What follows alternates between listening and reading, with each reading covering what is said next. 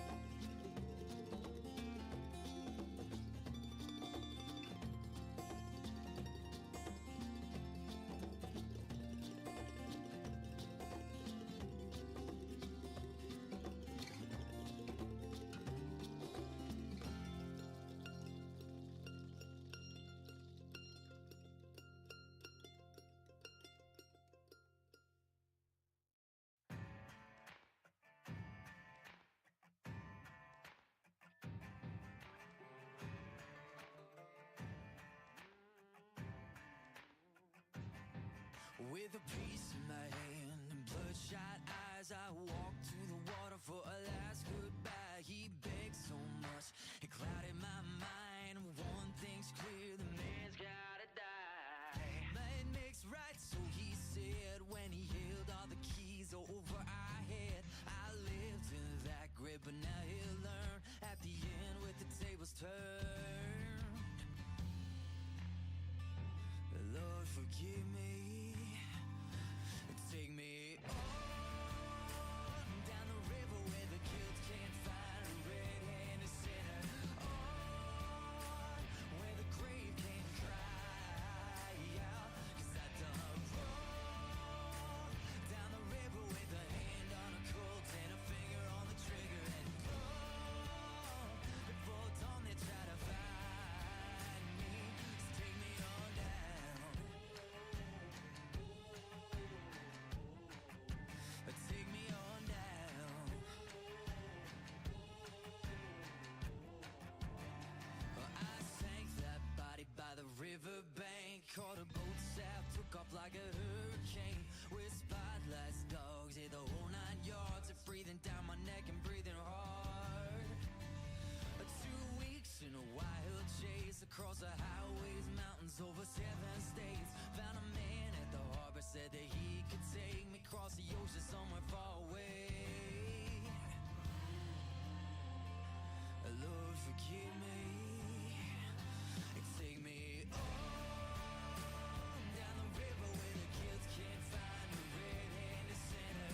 On where the grave can cry out, 'cause I done wrong. Down the river with a hand on a Colt and a finger on the trigger. And long before dawn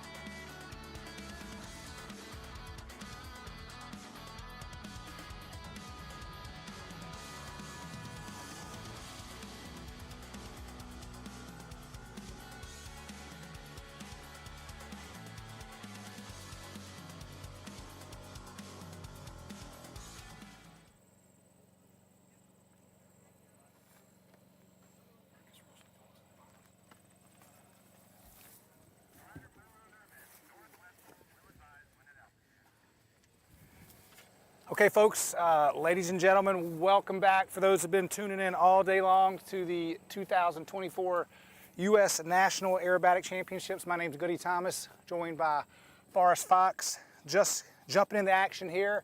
Had to finish up a flight just earlier today, and we are into the glider Sportsman. I'm picking up the sequence, everybody, as they're watching from home.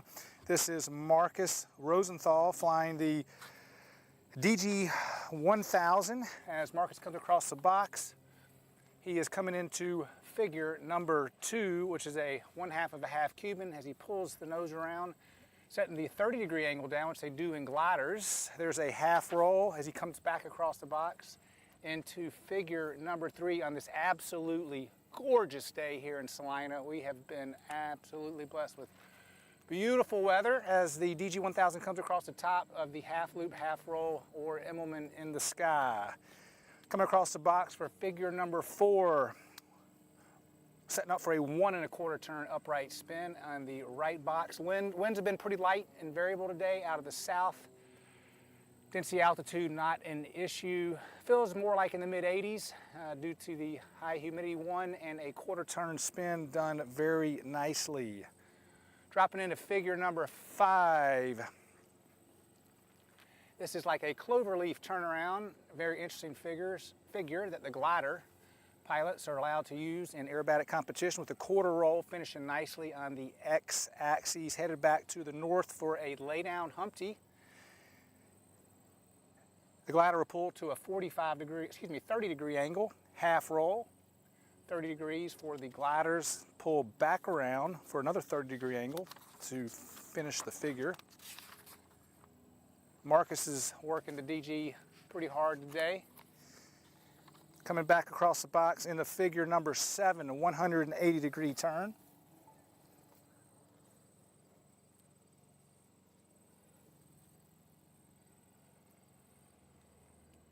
Marcus decided to go left for his positioning for the judges.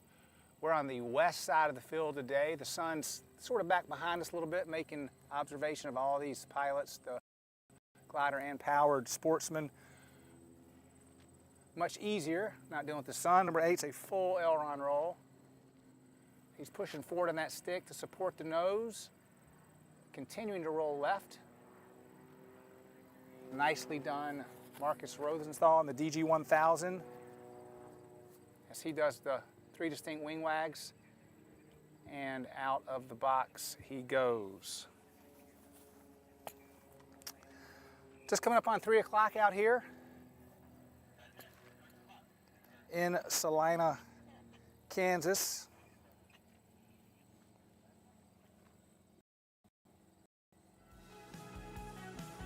They're showing surface winds 130 degrees at 6 knots, 81 degrees, clear skies. Density altitude's crept up a little bit today for the pilots. We're just a little over 3,000 feet on the density altitude, which this is a higher field elevation airport of about 1,200 feet, but as the DA raises, it definitely creeps into a little bit of the performance of the aircraft. Density altitude is something that all pilots are cognizant of and paying attention to.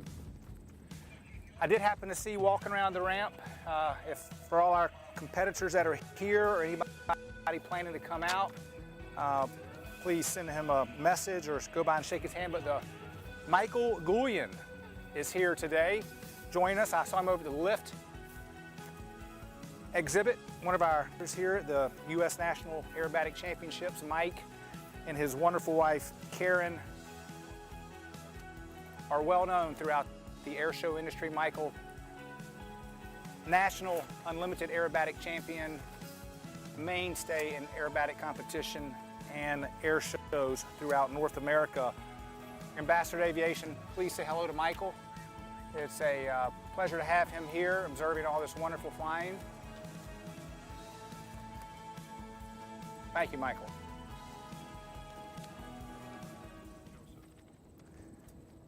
Okay, up next, we have a powered aircraft, Joseph Chennault, and an extra 300L. Today, folks, I do have some of the freestyles. I don't have them all, but I do happen to have a few of them. So just bear with me. Some of these will be live calls and some will be following a program.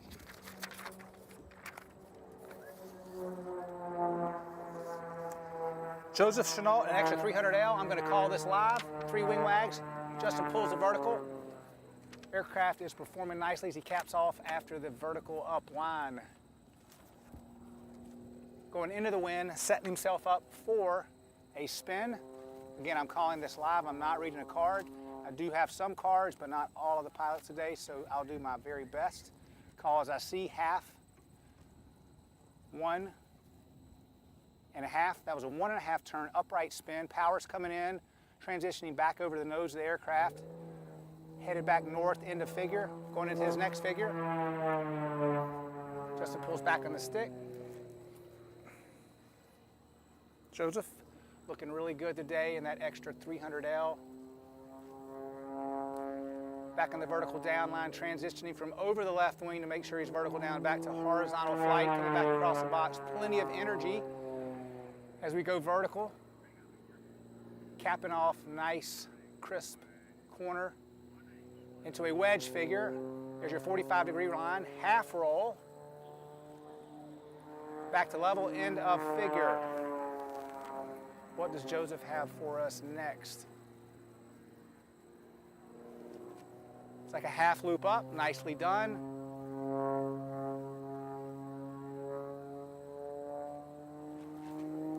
Half loop down with a full roll on the bottom.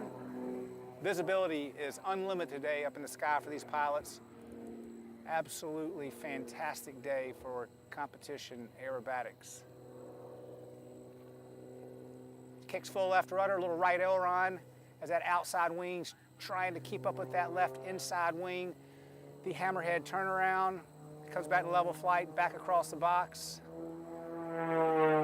Pulling the vertical. Joseph working the 300L very nicely this afternoon. 2 more days of nationals, including today. We wrap it up tomorrow with the advanced category. Unlimited 4-minute freestyle, which is always fun to watch. And a couple others as Joseph pulls a 45 degrees, half roll that 300L, supporting the nose ever so slightly, pulls back around and a lay down, a reverse half Cuban. Reverse half Cuban, nicely done. Back across the box, plenty of energy. When these pilots go vertical, they transition from the nose of the aircraft to the left wing to use their sighting device as he completes that Humpty Bump turnaround maneuver, a pull, pull, pull to keep the wing completely vertical for the judges. Everything's judged off lines and angles. There's a 5G 90-degree turn followed by that wing wag to signify to the judges that we are done flying for that category.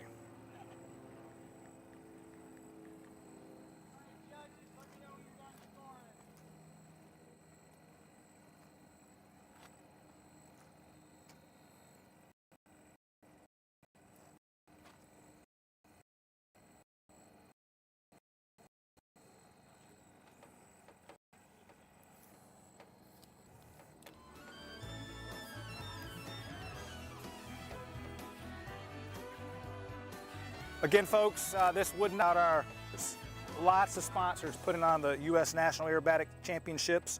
Aurora Aero is one of our key sponsors, along with MX Aircraft, Extra, Walter Extra, putting out the beautiful series of extra aircraft, MT Propeller, and Northwest Insurance. Aircraft Spruce and Specialty, Solaris Aviation out of Palaca, Florida. A big thank you. Fly Good Merch. Rob Holland, absolutely one of the best on the planet. David and Martha Martin, Guy Ashton, Marty Flory, Patty Wagstaff, 3 Unlimited National Aerobatic Flight School down in Florida. Patty also a mainstay in competition aerobatics and air shows all over North America. Stan Moy, longtime pilot and competitor. Arizona Soaring, Bob Freeman, EA Chapter 1127. Jeff Bourbon, Hector Ramirez, Full Stopped Aviation in Tennessee. Judy Phillips, Paraphernalia, Safety Parachute, Sara Arnold, Tom Rhodes, Your Mom LLC, just to name a few. Don't forget, Lift Aviation is here on site. Please feel free to go by and try out helmets, gloves, shoes. They have a wonderful display set up. We're very thankful, fortunate. Lift took some time out of their busy schedule to come join us here at the U.S. National Aerobatic Championships. Up next will be a glider. They are on tow.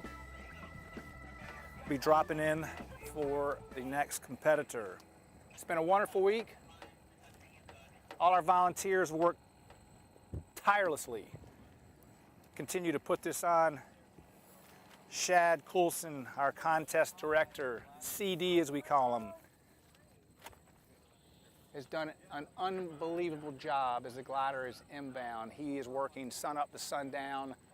His second year putting on the National Aerobatic Championships, and we all owe him a big thank you. Give a shout out to Shad. Send him an email, text. If you see him, give him a pat on the back. Thank you, Shad. And the glider is inbound.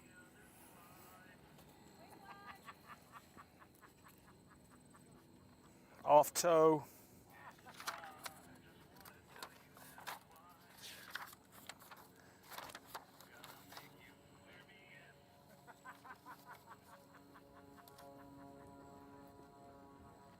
Anirvin Puttur is our next glider pilot, DG 1000.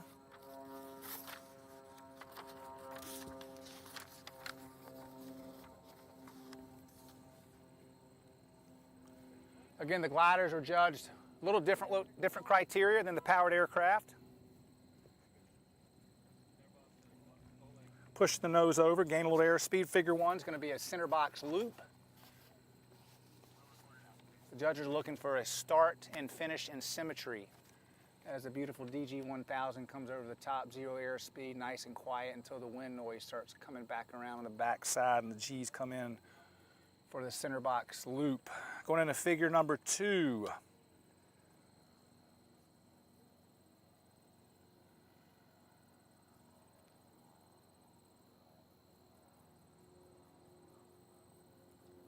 Half Cuban pulling around, back on that stick, looking through that big glass, beautiful canopy. Half roll to upright on the 30-degree angle. Trying to keep symmetry between the roll and the start and stop. Into figure number 3, he's got plenty of speed for the half loop up, half roll. Immelman turnaround, trading some airspeed for altitude. Coming across the box. Into figure number 4, slowing the glider down, anticipating a 1 1/4 turn spin. Which way the glider is going to go, only the pilot knows from where they are positioned in the box. Looking for those big white panels that have been so excellently set up by Gary DeBond. There's half, 1 1/4. As they come on around, and the 1 1/4 spin is finished on the Y-axis. In our turnaround maneuver to get repositioned from the Y to the X, the cloverleaf, figure number 5. Only 3 more figures left.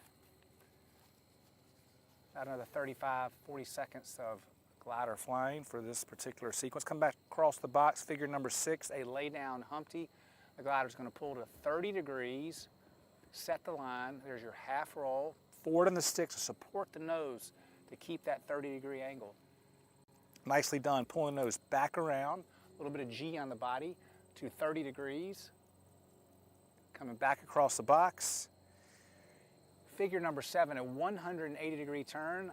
I'm thinking they're going to go left, but they might surprise me and go right. Up, left turn. Looking really good. There's no criteria for left or right. It's all about the pilot and their positioning in the box. So the judges have a pleasant field of viewing as they watch the competition aircraft. Figure number 8, full aileron roll. Pushing forward on that stick, trying to support the nose, hanging on the belts ever so slightly as the air glider comes back around. And level flight, and there we go. 8 figures, glider Sportsman known. Nice job. And on to the next pilot.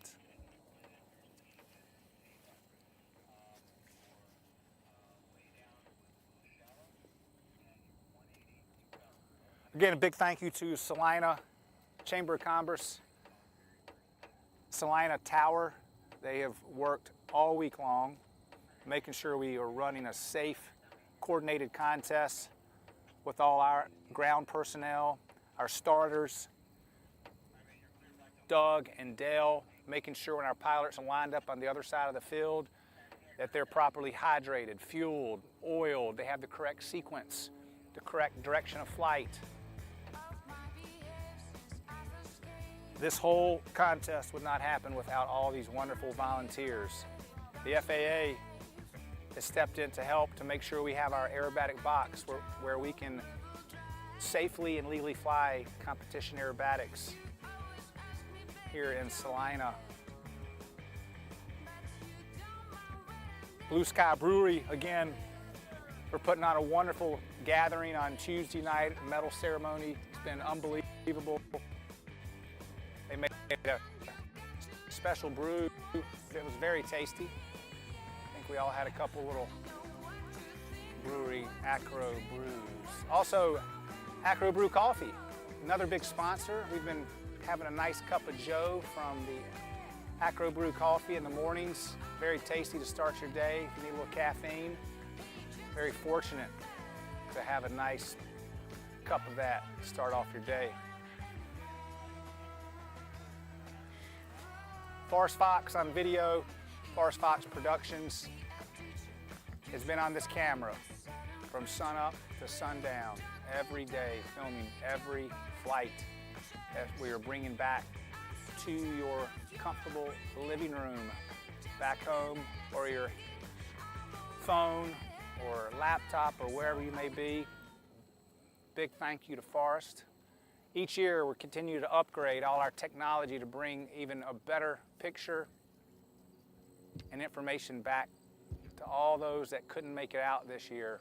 We hope to see you next year and the years to come. I believe we've got a couple powered aircraft working their way into position, coordinating with our Boxmaster and the tower. Again, this is a busy working airport. We have arrivals and departures. Flight school has worked our communication team to make all this happen. There's a beautiful DG-1000 just touching down right in front of us. Nice recovery for the next pilot. Nicely done. Right now we're using runway 17. That's our preferred direction of landing. The tower has assigned us due to the winds today, still light and variable. We've got a couple different holds here. We have a glider hold. And as I look up, we have looks to be Sara Arnold, I believe, diving in the Balanca Decathlon. Flying a freestyle. I do not have Sarah's free, but I will call it as I see it. Pull vertical, cap off upright, setting up for a spin.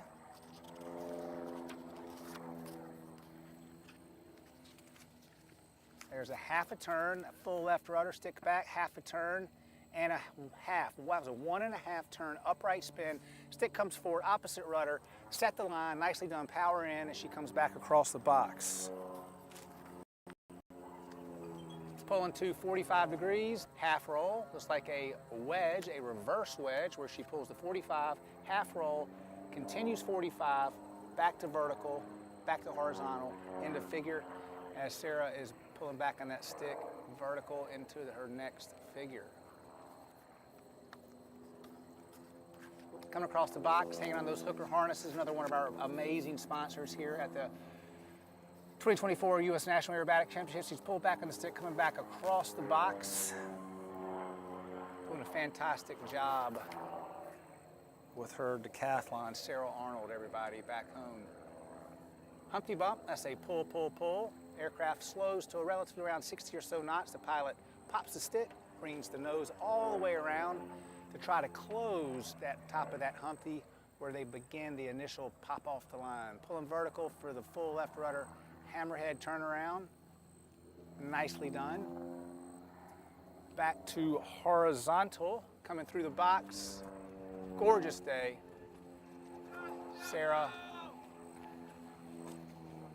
coming through on the vertical, laying out inverted to a 45-degree line, and there is a half rolled upright. Roll is spaced nicely on the 45-degree line. Again, the symmetry is key for these judges, as they are too working down here tirelessly. Hanging on the straps, coming across the box. She's looking through the top of that Lexans going, where do I need to pull down to place this next figure for the judges?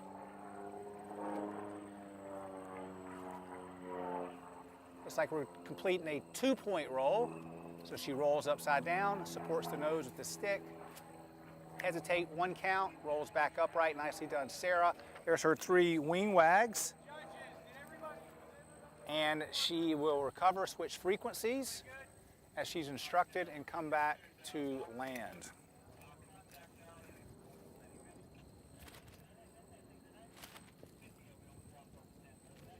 If anybody just tuning in, I'm Goody Thomas, joined with Forrest Fox, 2024 U.S. National Aerobatic Championships. We're in the Sportsman category right now. There are 5 categories of competitors here this week. We have the Basic, Sportsman, Intermediate, Advanced, and Unlimited. As you change category, move up in complexity and difficulty, the floor of your box that you fly in changes, and the complexity of the figures change exponentially.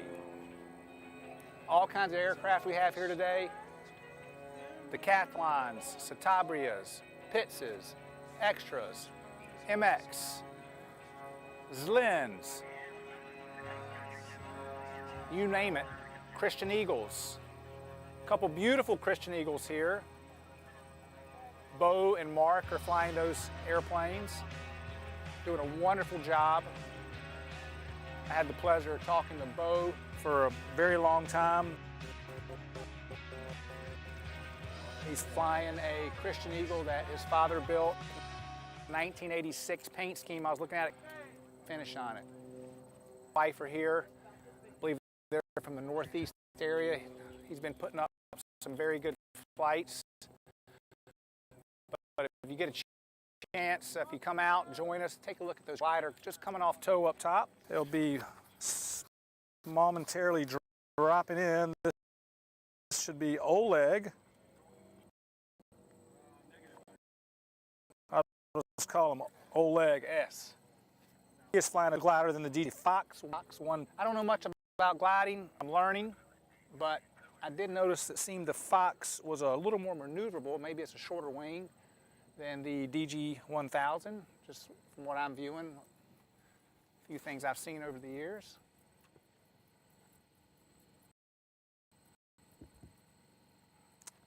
And position to run this Fox 1P through its paces. As we see diving in, should be that beautiful center box loop.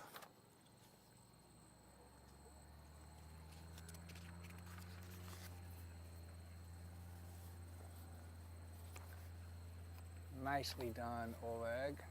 Coming back around for figure number 2, half Cuban. I should say half of a half Cuban. As he pulls back on the stick, looking over the nose, transition to that left wing, putting his head back for that 30-degree angle. There's your half roll. Continue on this 30 line to show the judges, hey, there's my 30-degree angle. Here's the half roll presented beautifully in the middle. Figure 3, half loop up, half roll. Excuse me. Immelman. All right, at figure 4, Oleg slowing that glider up for a 1 1/4 turn spin. Holding that back. Which way is he going to say? Left, maybe? Oh, yep, there you go. Stick still back, left rudder, half, and 1/4 he recovers with right foot. Stick forward. Speed's coming on pretty quickly in that glider. Into his reposition figures on the y-axis. See how he's rotating around the clover leaf, 1/4 roll up. Comes transitions back north on the x-axis, coming right back where it's center box. He's just passing center. Figure 6 should be initiated here shortly. He's getting a little energy, pulling to 30 degrees. Half roll for the lay down Humpty bump.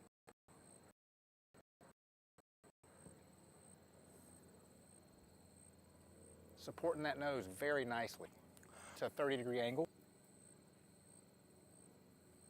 Speed building into a 180-degree turn. All right, Oleg, looking good. Which way are you going to go?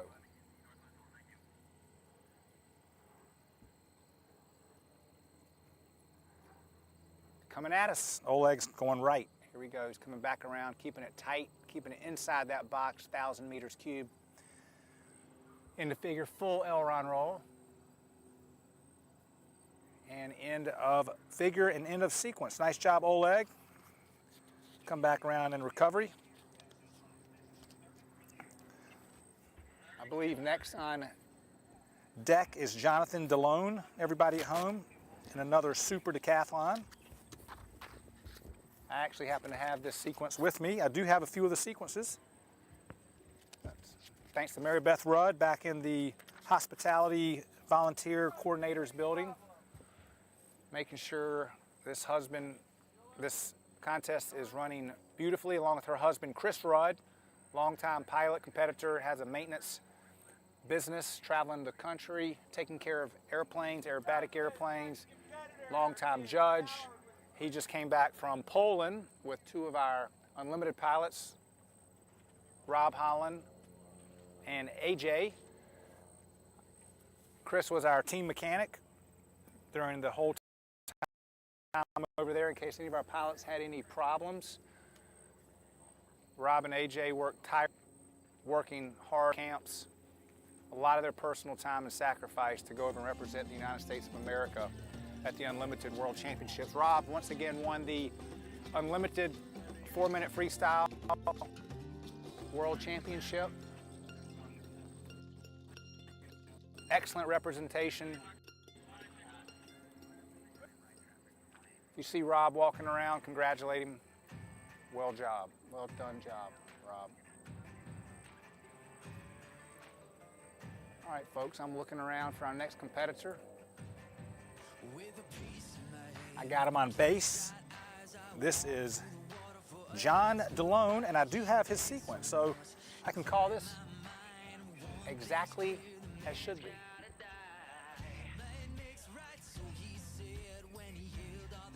It's almost, folks back home watching, the sky's almost too blue and too perfect to see some of the aircraft with some of the paint schemes as they blend in when you try to find them in the sky before they dive in.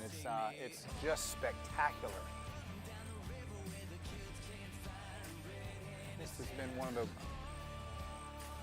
best with temperature, winds, ceilings, in quite some time that I can remember at a U.S. National Aerobatic Championships. All our judges are out here being cycled through each category, sitting out in the sun with their assistant and their recorder. Each judge has an assistant that helps them call the figure. We have the recorder. Once the figure is called and scored, the scorer, they tabulate all the scores and send them over to our scoring tent on the east side of the field, where they instantly put the scores that everyone can see back home. Again, just a huge coordinated effort on so many people's part.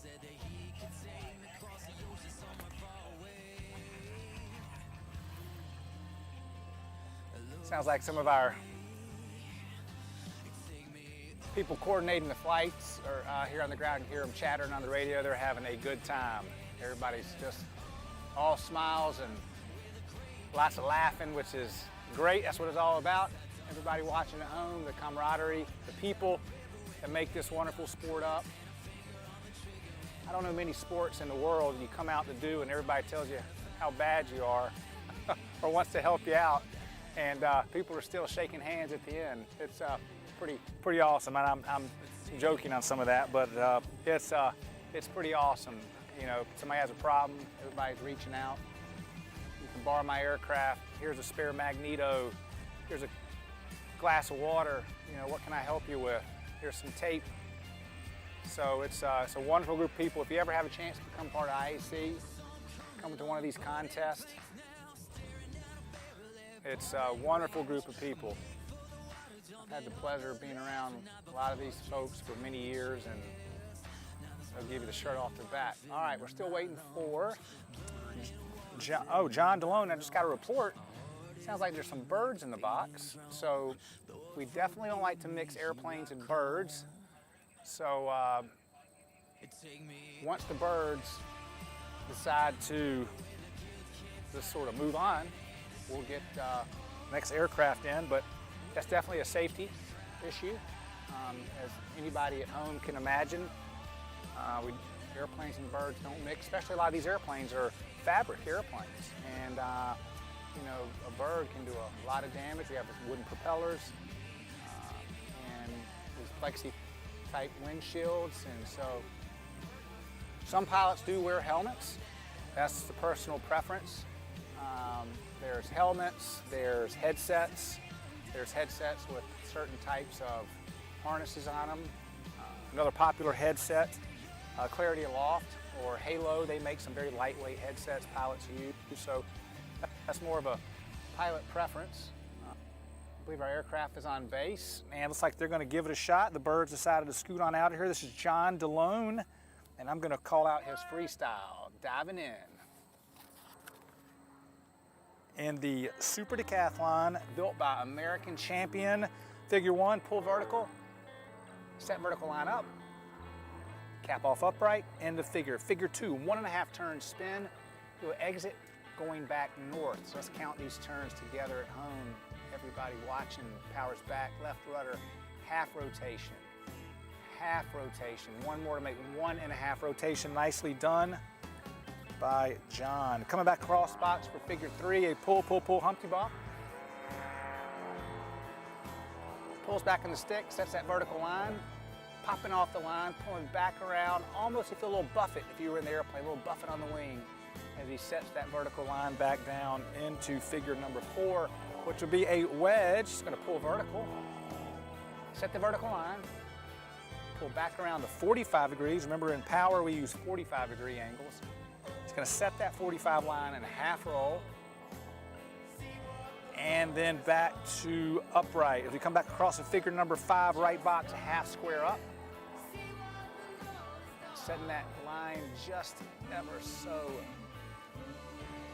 slightly with that touch. Nicely done. Hang on the straps back down for a half loop, half square down. Figure 6, gaining energy, which will allow them to have plenty of energy. Figure 7, which is a half loop up. Pulling back in the stick, looking over the nose. Now transition to the left. Still on the left, coming back over the fuel cap and over the top, looking over the nose. Completes number 7. Now we got a half loop down. G's increasing right now. Here's 3, 4, maybe 5 G's. Depends on how hard they came around and closed that into our loop number 9. This is a loop. Judge looking at that symmetry where they started, stopped, the shape of it, same altitude they started, and they should finish. Sometimes when the air is real still, you can feel your own weight turbulence buffet through there. There's a full aileron roll. Into figure 10. And then we have, that was our figure 10 hammerhead.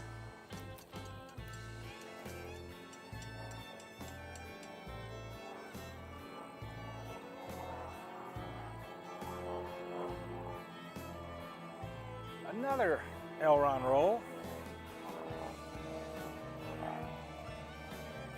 And a half loop up, half roll. End of figure for John DeLone. There's your wing wags.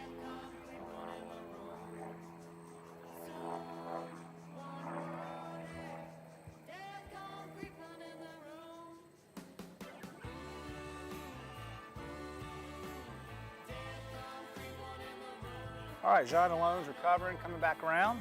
Let's see who we have next.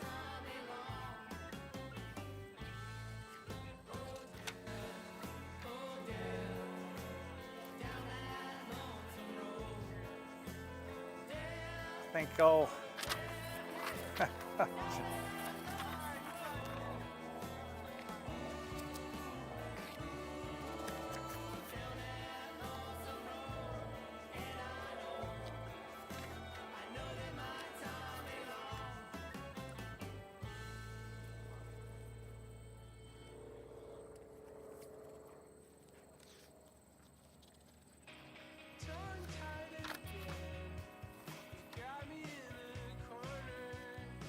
All right, next flight, folks. I'm just looking down. I'm not sure if it's a glider or power. If it's power, it's going to be Steve Litsky flying a Zlin 242. Let me just double check.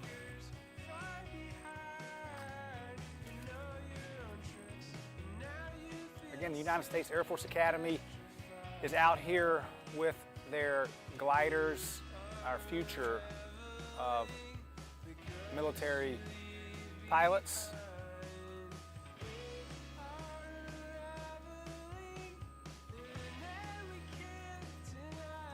Very fortunate to have these young men and women out with us.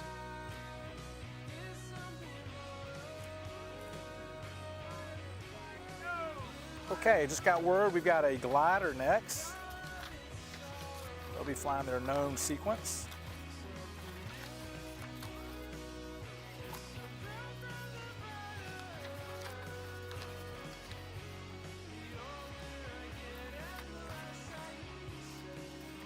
This should be Daniel Russel flying a DG-1000.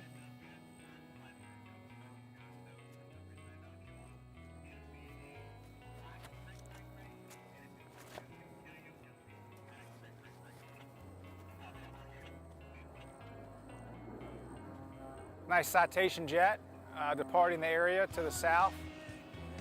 Again, couldn't run this contest smoothly without the cooperation of Salina Tower. Thank you very much.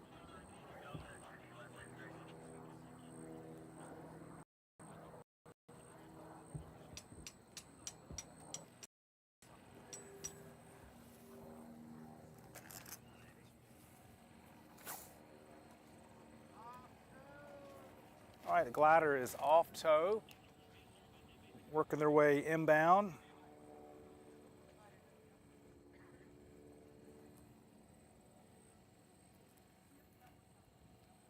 Okay, glider is inbound.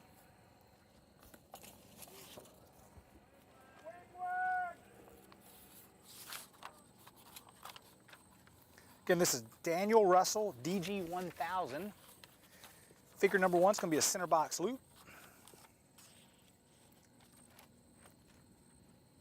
Trading a little altitude for airspeed, which the gliders are allowed to descend slightly in between figures as he pulls back on the stick, bringing that beautiful DG-1000 around to level flight into figure number one. And the figure two is a half of a Cuban. It's going to pull around, coming back to that 30-degree angle, which the gliders are allowed to do a full half roll. And back to level, setting itself up for number three figure is a half loop up, half roll.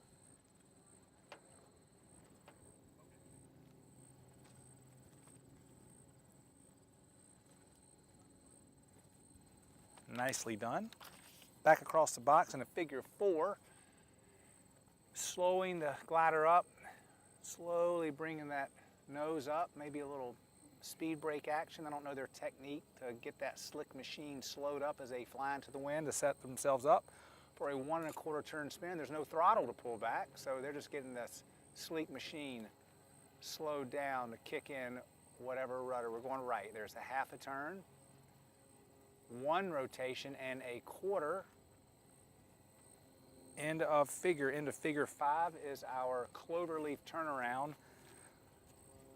Getting him off of the y-axis onto the x-axis. We come back around.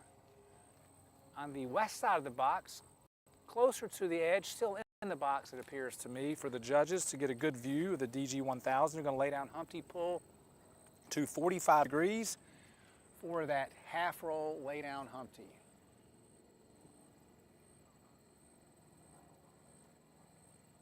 Pull him back around. 30-degree angle. Coming back across the box into the 180-degree turn, which I would imagine they're going to choose left, because if they come right, they'll be too close to us. It makes the judge's job a little bit harder when the aircraft's on top of them. Turning left in that big DG 1000, 180 degrees all the way around. Keeping track exactly where they are the whole time, so they roll out wings level. Going north, nicely done. We're looking at a full roll. Pushing hard. Harnesses holding them on inside that DG 1000, which is back to upright. Nicely done. Should see our wing wags.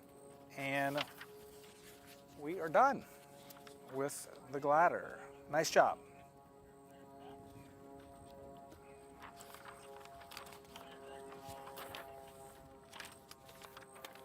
All right, folks, I hear a powered aircraft up there.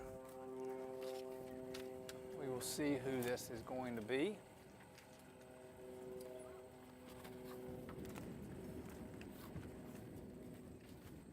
Lots of activity out here. We've got our judges working. Judges, next competitor is power for the nose. Tirelessly. Okay, it's got word. This is a powered aircraft. This will be a Zlin 242. This is Stephen Litsky flying the Zlin Z242, flying the known sequence. Not every pilot in Sportsman have the option to fly a freestyle. They can fly the known a second time, or they can choose to fly a free. So some pilots are flying the known, some are flying the free. Again, I have some of their freestyles, not all of them. The last few I might have to call as I see it.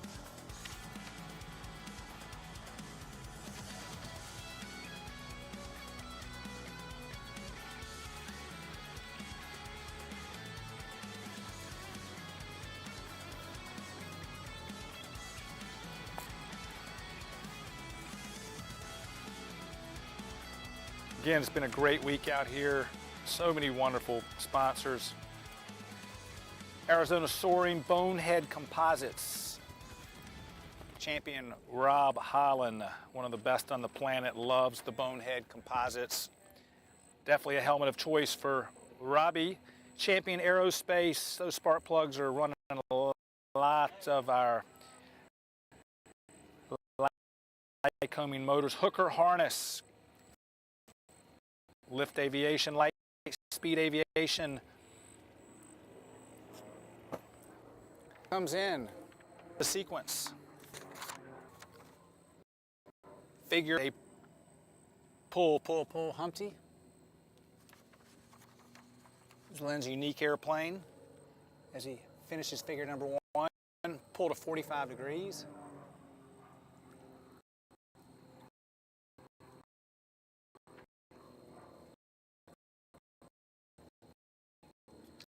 Going to cap off upright.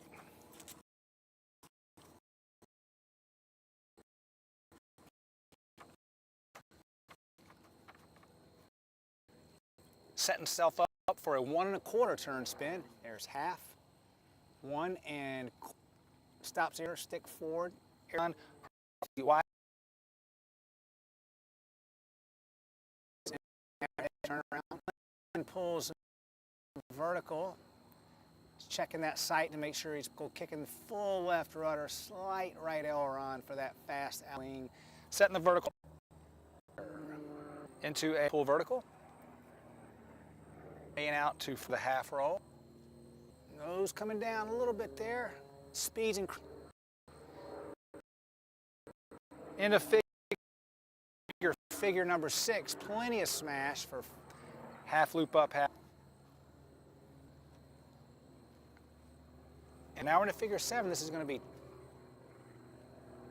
2 of 4. It might have broke, might have wing wagged. When I say broke, it means he break from the sequence to gain some altitude. He has. This could be a planned break. I'm not sure. I'll double check with my cohorts. Next figure, when This Lynn is repositioned, will be a 2 of 4, half loop down. A lot of times the pilots break. There's many reasons. Could be something loose in the cockpit. They're not feeling well. They don't know where they are to reposition, to figure it out again. And then sometimes in sequences, we have to have a high enough cloud base to be able to fly aerobatics. And there's a limit to that. And if we have it, but we need to go above that, pilots to go higher to build the box to get speed, what they'll do is they'll give us a free break. So we can fly part of the sequence, choose where to brake, and then climb back up underneath that cloud deck to still have the energy to fly the second half. So sometimes those are implemented as necessity, but majority of the time when the pilot brakes, they are not happy with their altitude, their position, maybe they made an error, they climb back up, they get repositioned, think about what they're going to do next, and then they commence and come back to fly their flight. So we do pick up. We'll be picking up with figure number 7. Should be a 2 of 4 point roll. So 2 points of a 4 point roll, half loop down.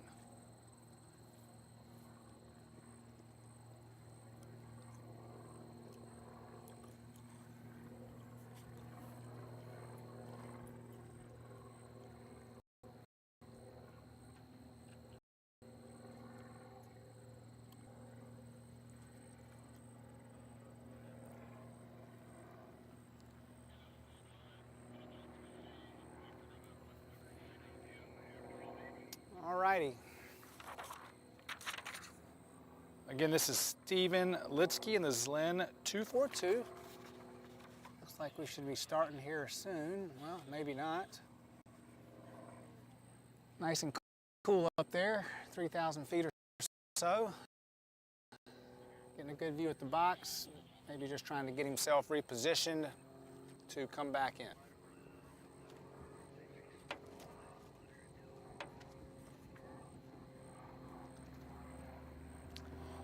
Another glider getting ready to take off behind the tow plane. Those guys, the tow pilots, work endlessly all day long, towing these wonderful gliders up to altitude so they are able to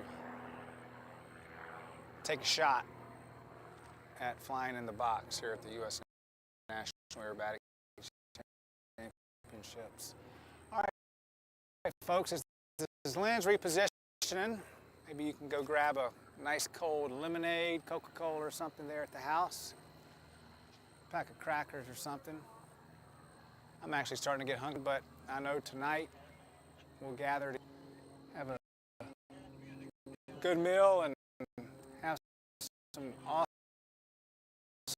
laughs. Okay, here we go, I believe. This Lynn's coming back in. Should see those wing wags there. And we're going to be starting on figure 7, a 2 of roll. So 2 of 4.1, and going to pull back loop portion down. So that was a 4 point roll. Plenty of energy for a center box.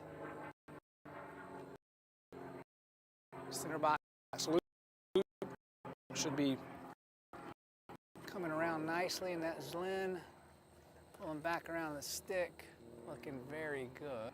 And back wings level. Around to figure number 9. Half pulling on the first looping portion around to 45 degrees. There's your half roll. Coming back across the box on the west side of the box into 180 degree turn. I'm sure they're going to go right, as he did. 180 degrees followed by a full aileron roll. Looking for a full aileron roll. There's your full roll. Almost done. Beautiful and graceful. All right. Zlin 242, Stephen Litsky. Thank you, Stephen.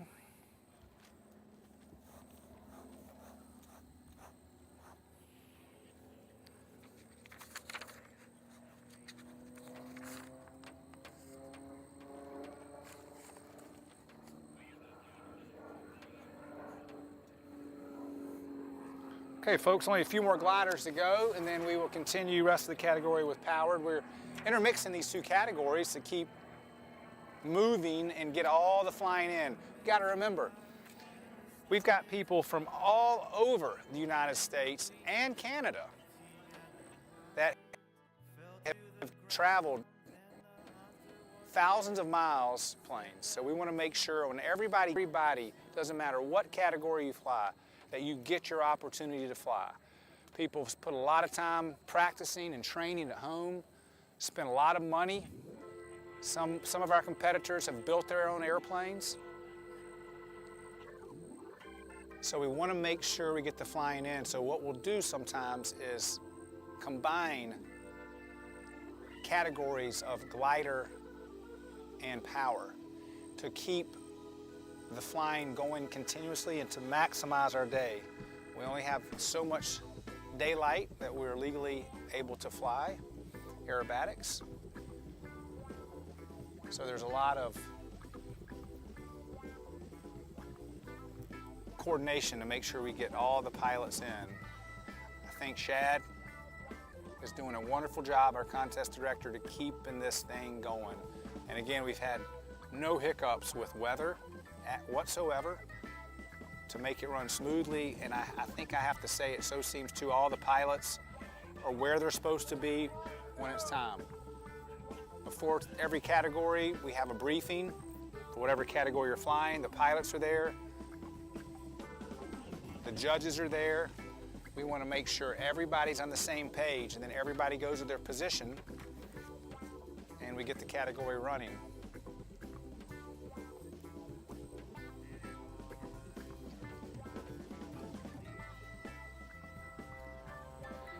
I see a glider in tow up high. I'm assuming we have a glider next.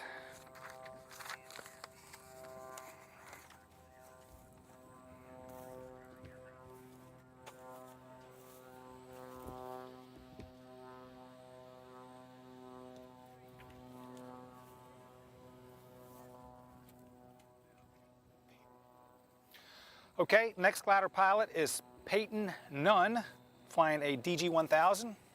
Looking forward to seeing Payton fly.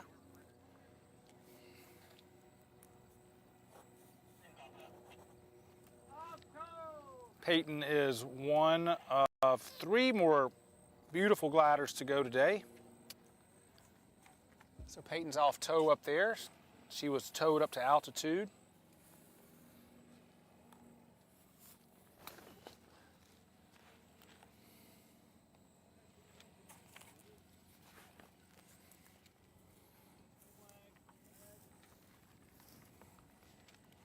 All right, Payton's diving in, and she will be flying 8 figures in the known first figure as she gets energy is the center box loop.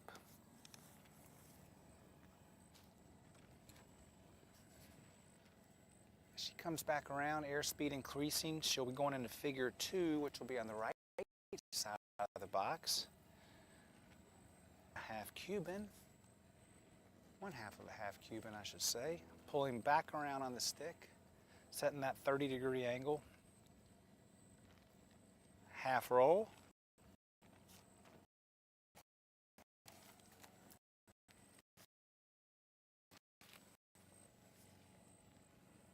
Into figure 3, this is a half loop up, half roll on the top. Again, this is Payton, a DG-1000. She'll be slowing the DG-1000, setting up for a spin, 1 1/4 turn spin.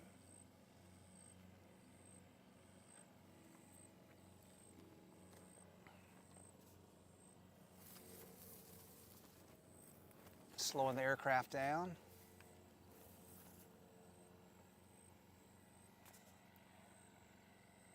Here we go, stick coming back, right rudder, half a turn. She's following around another half, 1/4. She comes off that rudder, opposite rudder, stick forward on the y-axis, now repositioning the clover leaf maneuver to come back onto the x-axis right in front of the judges. She's right box, probably right on the edge on our south end of our box. As she picks up the ground, all the markers coming back around to the north to complete figure number 5, the clover leaf turnaround. Figure 6 will be a lay down Humpty. She comes back across the box. She's going to pull to 30 degrees. Nicely positioned, Payton. Half roll. We'll be supporting the nose with that forward stick, the elevator that controls the pitch of the airplane. Keeping that nose 30 degrees. Now she's pulling back around to 30 degrees, finding that angle, and back to level. 180 degree turn, I'm assuming that will be to the left. Good choice. To continue to give the judges a nice perspective of that beautiful DG1000. Into figure 8, her last figure, full roll. As Payton comes across the box, pushing forward on that stick. Everybody, that was Payton Nyunn flying the DG1000. Nice job, Payton. 2 more glider pilots to go. There's a beautiful tow plane recovering. I'm sure those guys are having a good time out there today. If you have any questions, please feel free to type them in. We'll try our very best to answer those questions. Again, Blue Sky Brewery, Candelis, Mexican restaurant, tacos and tequila, the Hilton Garden Inn here in Salina, Peter Miller, and the Salina Airport Authority, the entire airport tower staff, and John McClure. So many EA, IAC, EA chapters. IAC chapter 1, 3, 5, 12, 34, 35, 52, just to name a few. Warbird Squadron 32, Jared Kobia. All of these people have helped sponsor this wonderful 2024 U.S. National Aerobatic Championships. We look forward to having even more sponsors next year. If you're interested in sponsoring or helping to sponsor the United States Aerobatic Championships, click on the IAC.org. It leads you to helping with sponsorships. We can always use more sponsors. It takes a lot to put one of these contests on, and we're always trying to figure out ways to make it better for the pilots, for the public. Such a wonderful group of people.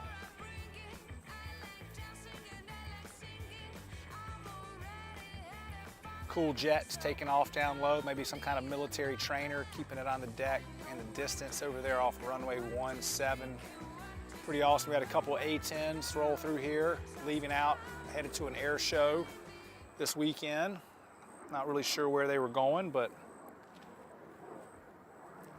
you never know who's going to show up, as Michael Guyan did today, walking around on the ramp, shaking hands, passing out a few hugs.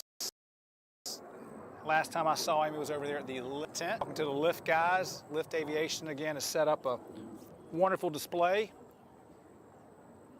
Go try on a helmet, pair of shoes, gloves, t-shirt, maybe get you a sticker or two. I want to thank all those guys from Lift Aviation for coming out and joining us. Forrest Fox Productions on video. I'm Goody Thomas, having a good time out here with the Sportsman, powered. Got a wing wag coming in. This is Raul O'Brien, Pitts S1T, winding up. I hear those flying wires, and here we go for figure 1. Pull, pull, pull, Humpty Bump. Looking really good. All these aircraft have unique sounds.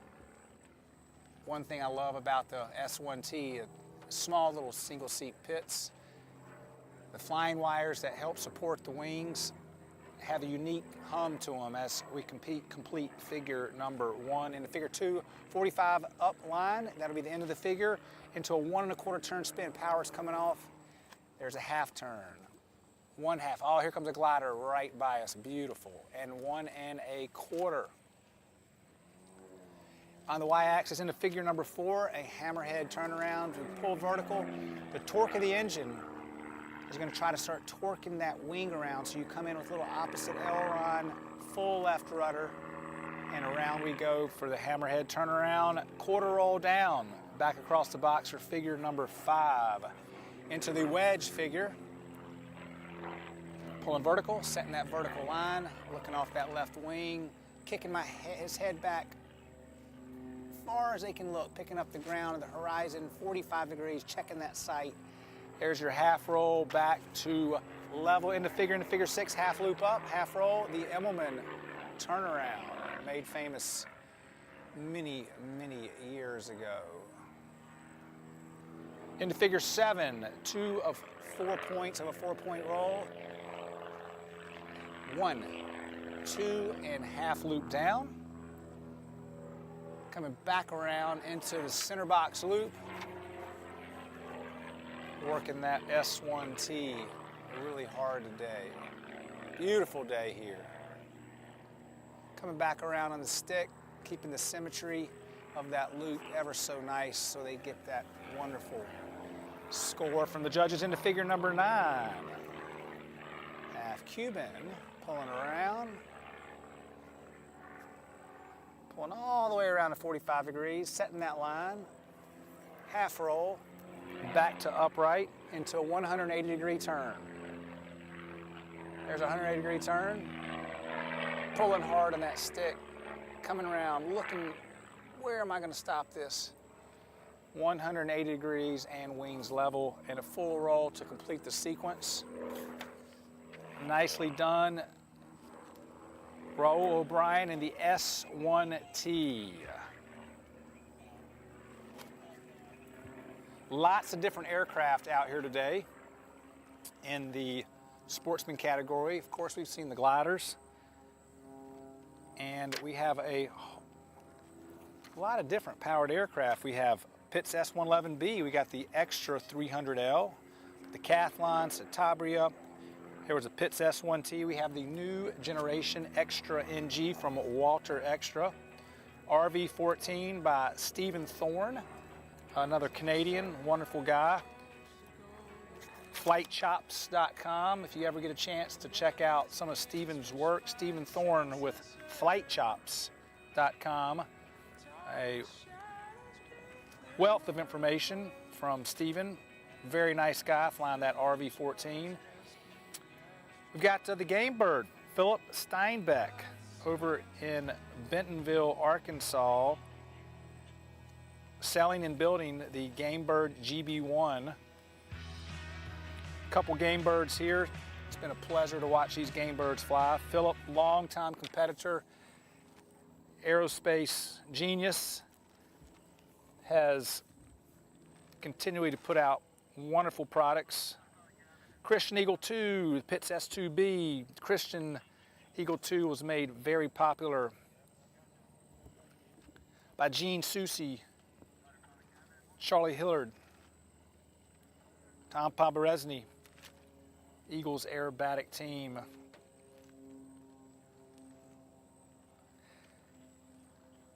Walter Extra just recently introduced a new 330 SX. It's on display here, one of our advanced pilots for this category right now. Michael Celebrati is demoing that here. Mike's a long-time unlimited pilot, been on the advanced team. He will be competing in the Advanced World Championships again next year, along with Kyle Collins and Britt Lincoln, flying that beautiful 330 SC. All right, we got a Fox M1P diving in here. This is Robin Simmons, and this is a freestyle. So folks, I will freestyle this also because I don't have the sequence. I'll call it what I see.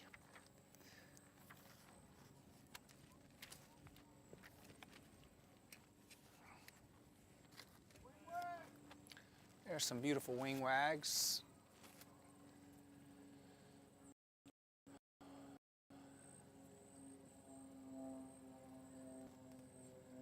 Slowing that glider down. Maybe we're going to start with a spin. That's my best guess. Yep, there's a half, 1 and a half. Turn spin, nicely done. Coming back across the box, plenty of energy.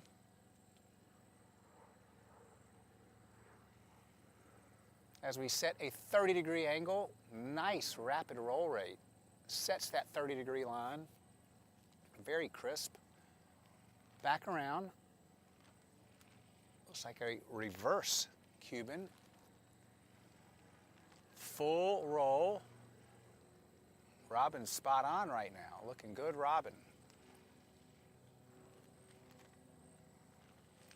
Looks like we have a cloverleaf turnaround maneuver where there's that quarter roll to reposition on the y-axis.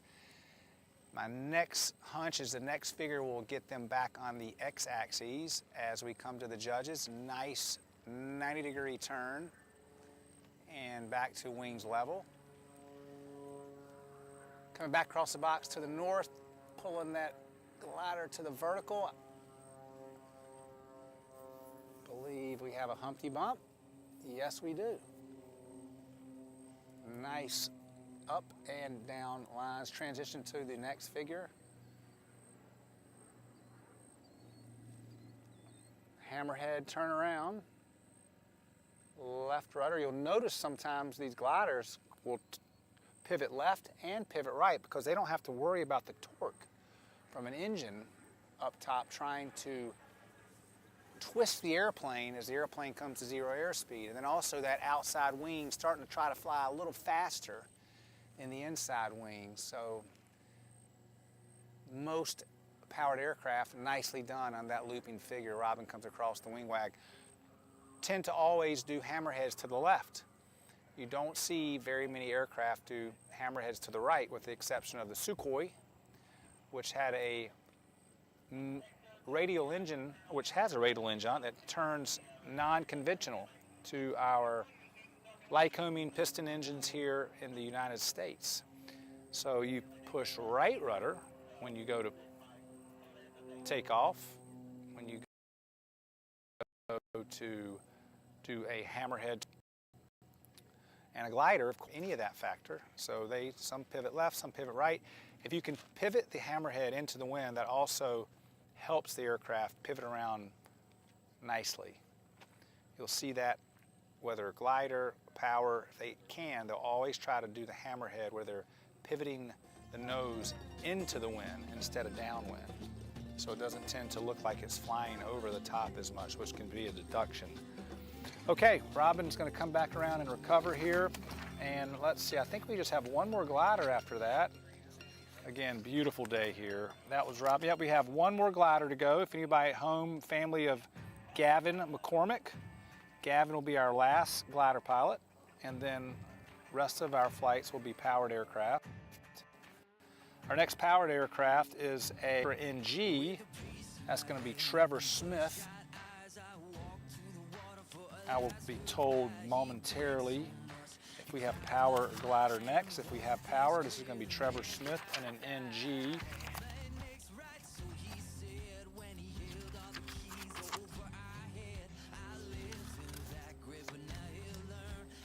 Trevor had a nice flight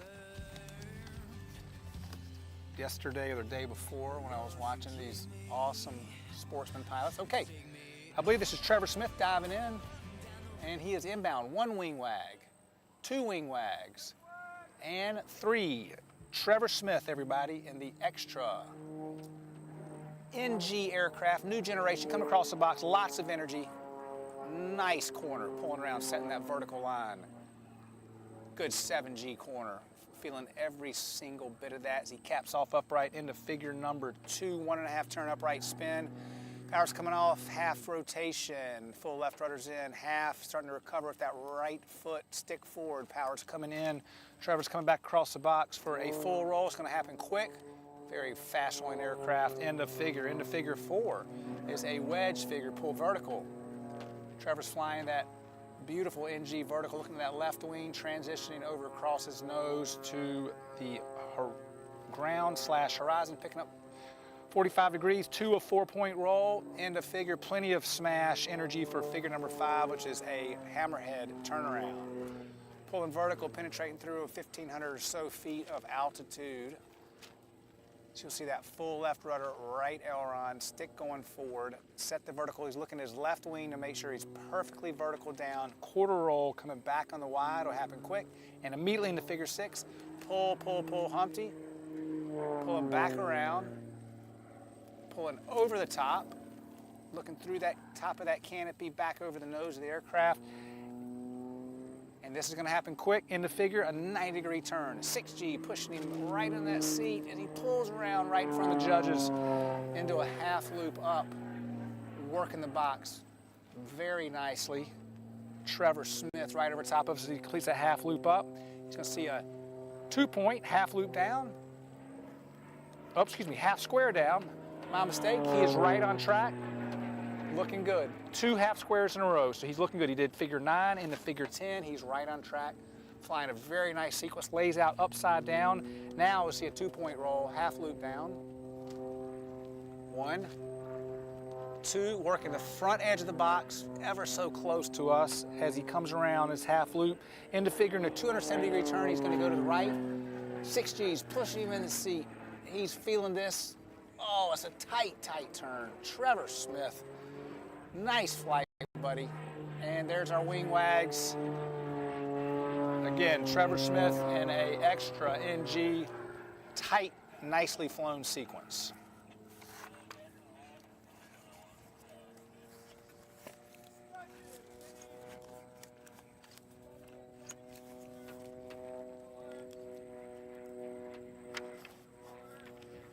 Okay, folks, one more glider, and then we've got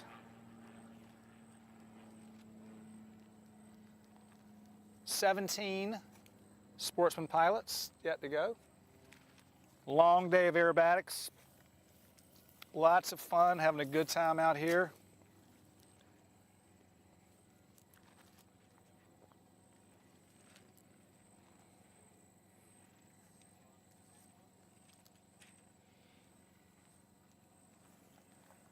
The floor of the box for the Sportsman category is 1,500 feet for the Sportsman powered pilots.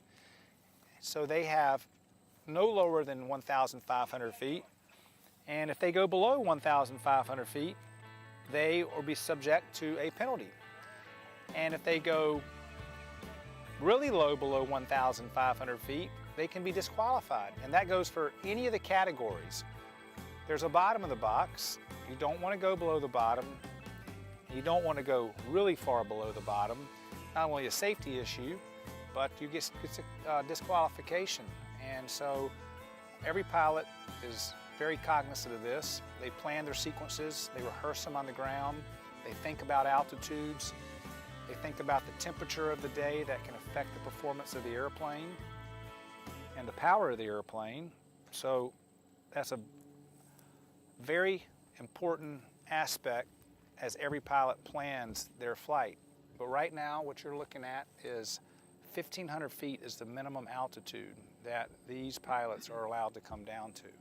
They can go as high as 3,500 feet for the top of the box.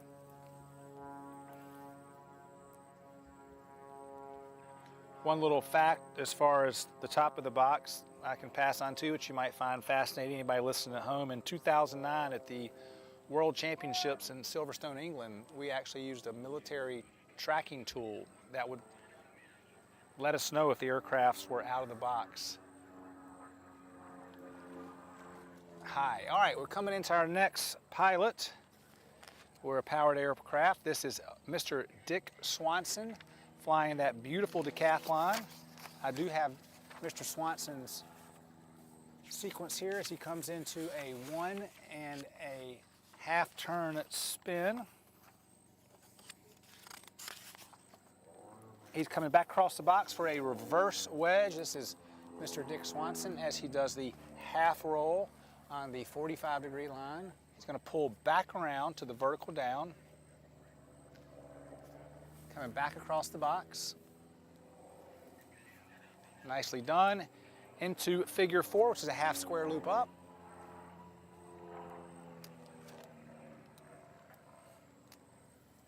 And a half square loop down.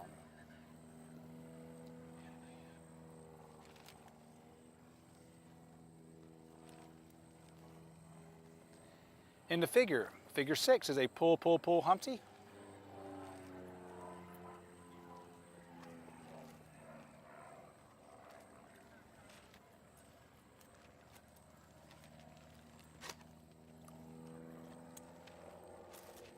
Into figure 7, hammerhead.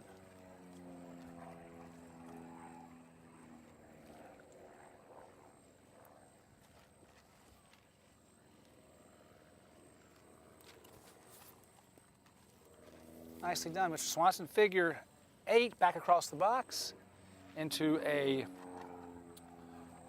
another version of the wedge. We saw the reverse wedge earlier where he pulled to 45 and rolled and pulled down. Now he's pulling vertical, pulling to 45 and a half roll. So 2 variations of the wedge. It's like 2 variations of a reverse half Cuban and a half Cuban. Nicely done. All right, figure 9, half loop up. And a half loop down to finish it off with a 2-point roll from Mr. Dick Swanson. Coming across the top of that box. Coming back to wings level, 2-point roll. Beautiful aircraft. Very difficult, in my opinion, aircraft to fly, these figures. They're working very hard, all these pilots. It's a coordinated effort, no pun intended. It's a lot of work flying those aircraft, and that was beautifully done by Mr. Dick Swanson.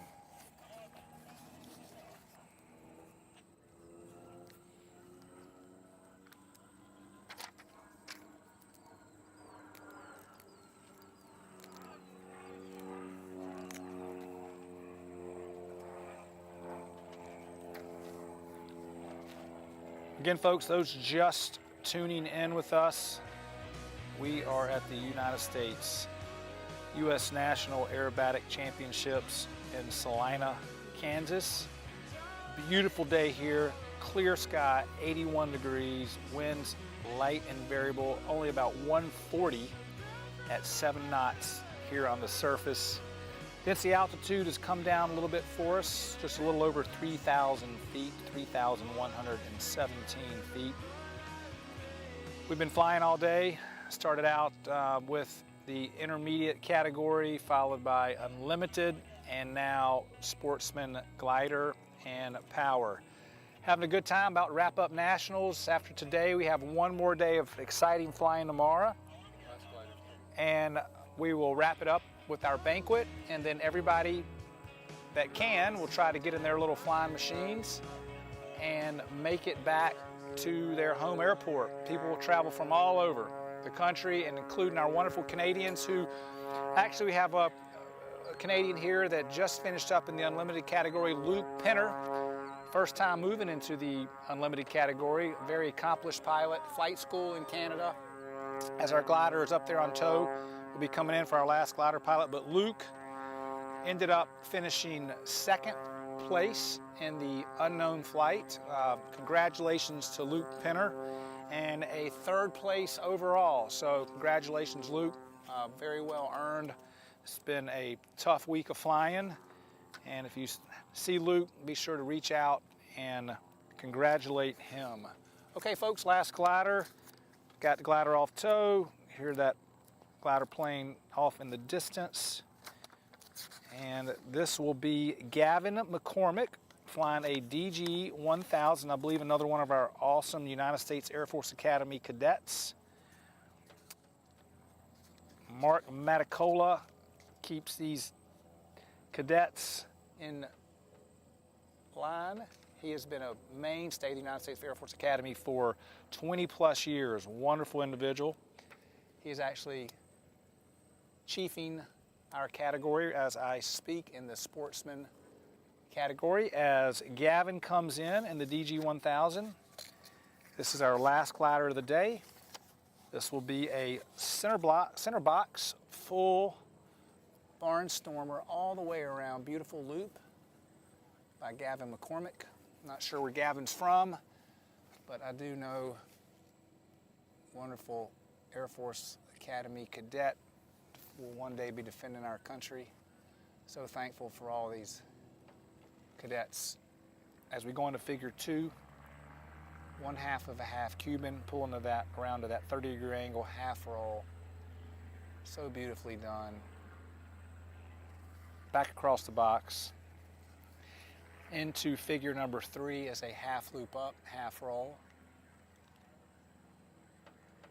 It's like Gavin's putting together a nice fight for himself today. We'll see what these judges think.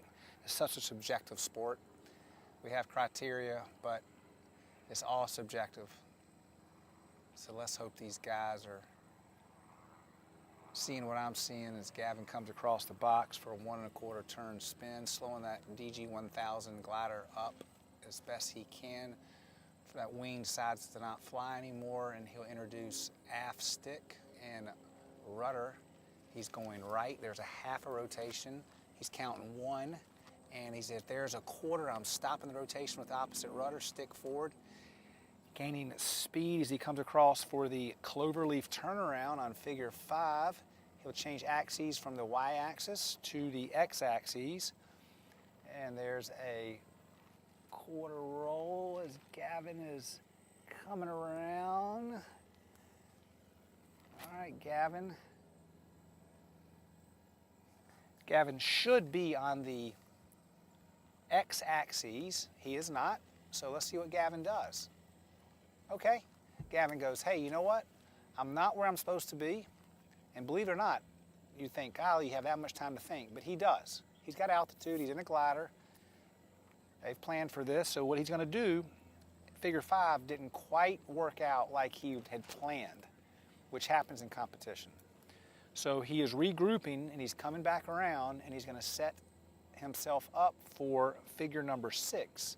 He's probably calculating right now in this glider, okay, I've got this much altitude, I've got these many figures left, I'm still safe to fly these figures, fly them well in front of the judges. So here he comes back in for us. He's gonna wing wag to say, okay, judges, watch me again.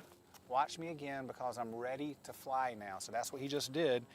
And here he goes. He's diving in for figure 6, looking really good. He'll recover. He's gonna go to 30 degrees and do a half roll. He's half rolling that beautiful DG 1000 around. This is a lay down Humpty as he pulls around 30 degrees. Just nicely done, Gavin. And he's gonna go level, and then he's gonna go into figure 7, which is a 180 degree turn. 180 degree turn. Beautifully done. And his last figure is a aileron roll. Plenty of altitude, plenty of margin, looking really nice. Okay, big hand there for Gavin. And he's done. There's his wing wags. He'll be recovering. There comes one of our tow planes. These guys have been working hard all day. The glider will set himself up for landing. Okay, that's it for the gliders today, everyone at home watching. Next on tap in power is Stephen Thorne flying the beautiful yellow, well stickered up, sponsored up, RV14 Flight Chops. You want to look up Stephen Thorne, flightchops.com. A lot of good information with aviation. Another one of our Canadians, along with Ryan Chapman. Such wonderful people from Canada down taking the time out of their lives to come fly our nationals.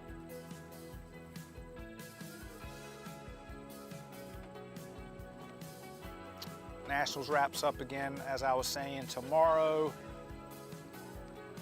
with a couple more categories to be flown, and then one of the crowd favorites, 4-minute freestyle.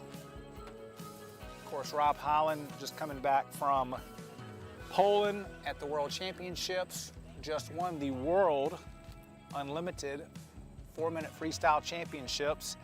I can't even keep count now how many times Rob has won that, but if you see Rob, shake his hand, tell him great job representing the United States of America. He's so well done for many years.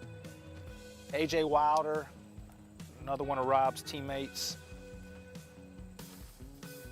But we will get to see the 4-minute freestyle performed here tomorrow. If the weather is as good as it is now, particular for the generated out of these airplanes and the noise, and you'll see some exciting stuff.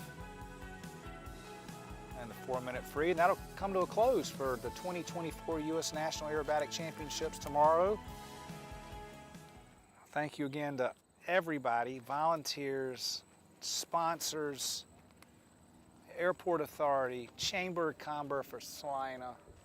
I know I'm missing things, but it has been a wonderful experience. And here we go with Stephen Thorne in the RV-14, and he is flying the known sequence. There's a pull, pull, pull Humpty.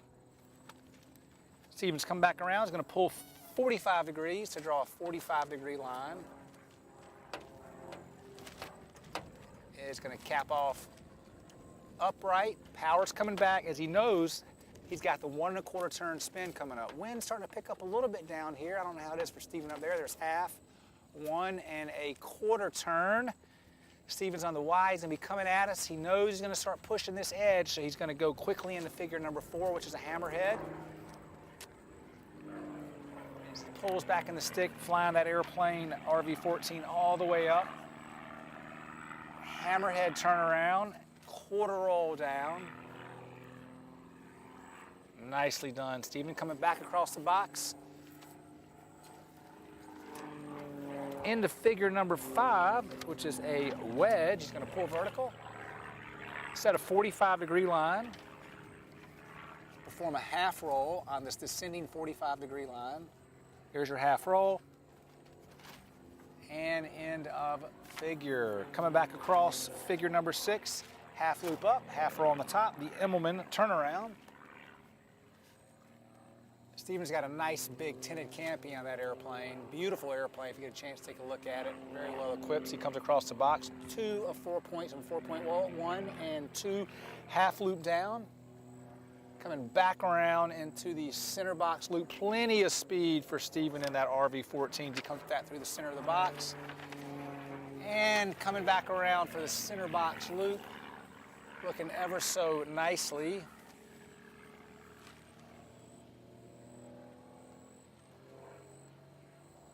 That's a 2-seat side-by-side airplane. Cool airplane. All right, Stephen comes back around for the half of the half Cuban as he pulls back into that tinted canopy over the top, picking up the horizon, going to the side device, half roll, 45 down, into the 180-degree turn.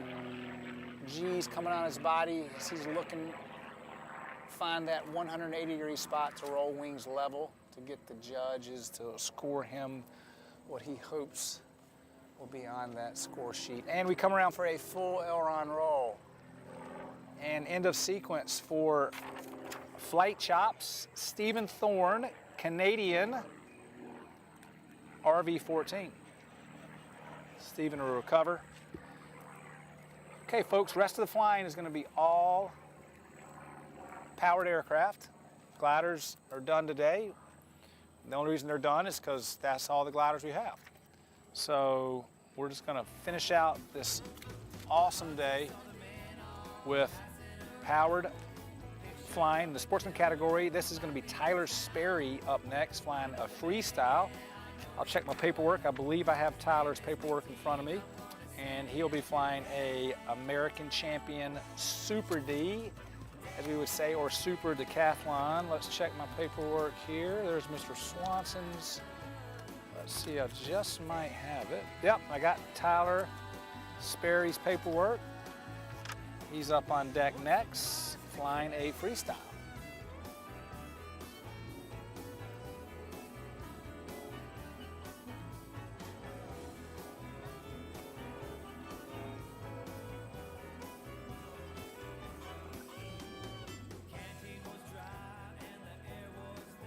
I hope everybody has enjoyed this week back home watching. I know we sure have. We've had a wonderful time, made some new friends,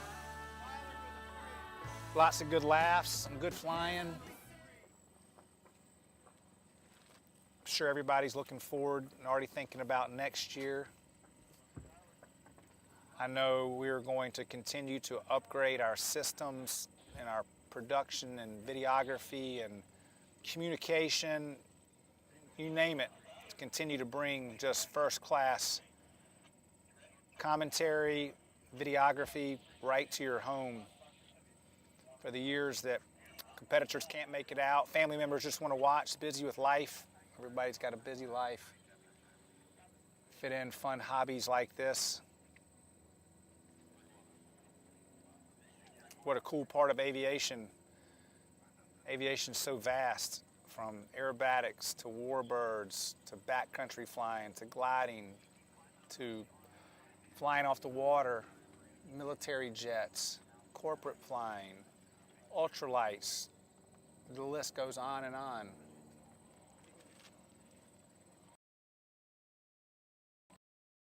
Everybody out here is like-minded aviatists. Just love to fly through the paces, see how they stack up against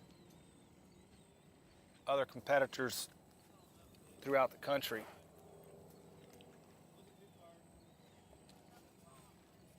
Again, next pilot coming up is, for those who just joined us, Tyler Sperry. Again, Tyler is flying American Champion Super Decathlon. This is his freestyle. I think I've got Tyler diving in. There's wing wags. This is going to be a 12-figure freestyle. Tyler's put together. Let's see if he can put it through the paces and get some of those scores from the judges that we all so wish to have. Pulling vertical. Setting that vertical line. And the Super D capping off upright. Airspeed has slowed, setting up for the 1.5 turn spin. There's a half a rotation. One rotation, wrapping up tightly into the 1.5, nicely done spin. Come back across the box for the pull, pull, pull, Humpty Bump. Pull vertical, setting his vertical line, popping the stick, bringing the nose of the aircraft around, some buffeting ever so slightly to close it, same place that he popped the stick off the first vertical line. Into figure number 4, pull vertical. Going to lay out on a 45 inverted line. He's going to push that stick forward to support the nose. A little steep, that's all right. Half roll. And back to upright. Figure 5 is a half square up.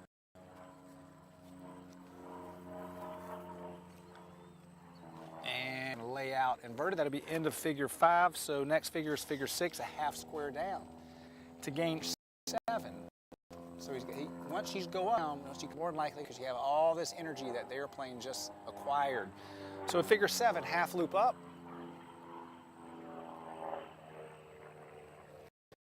Pulling all the way around. End of figure. Now it's going to do it again to gain energy for figure 9, which is going to be a loop. So coming back around, Super D, gaining energy, plenty of energy, right into figure number 9, a loop. Pulling back in that stick.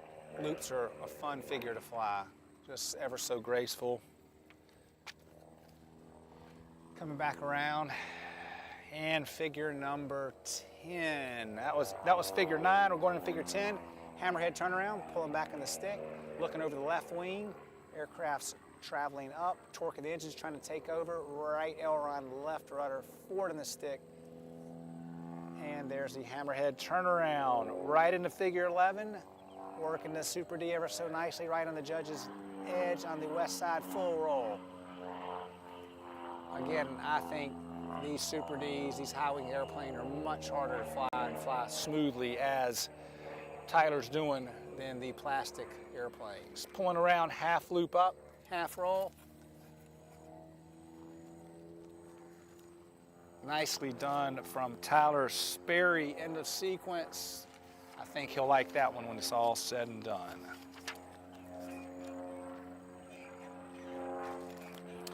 Another part of the aerobatic box I don't know if I've touched on this week, for those of you just tuning in or been listening, or maybe you already know this, but one way we help keep track of the airplanes in the box as far as in the lateral boundaries is we have boundary judges. And we have boundary judges sitting basically diagonal from each other. So we're flying a square cube of air. So if you can imagine just drawing a square on a piece of paper and then picking two opposite corners.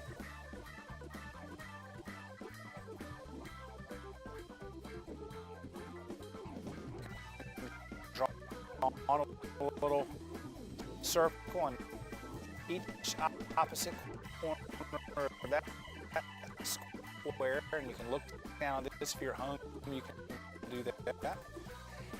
And then at those corners, you put a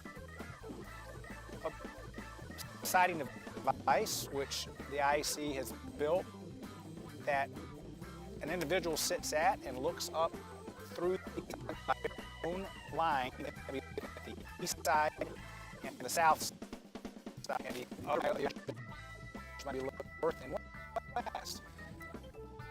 If they're across this boundary for radio out there, and they radio in, out east, out south, in east, in south. And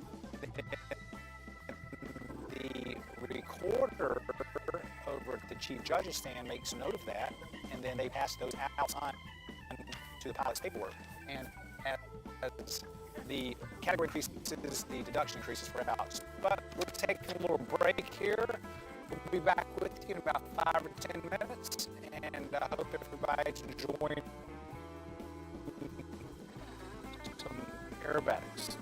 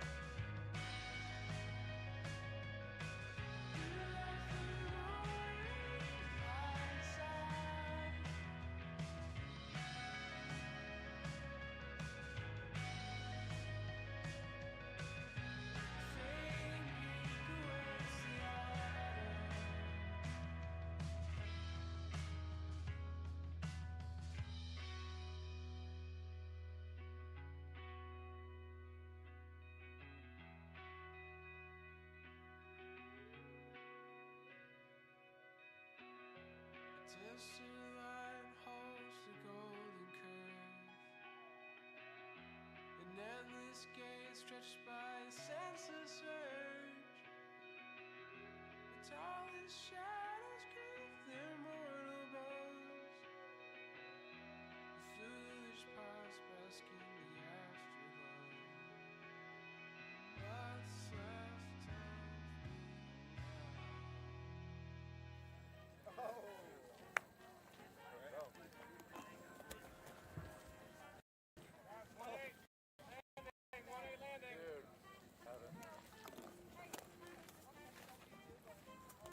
me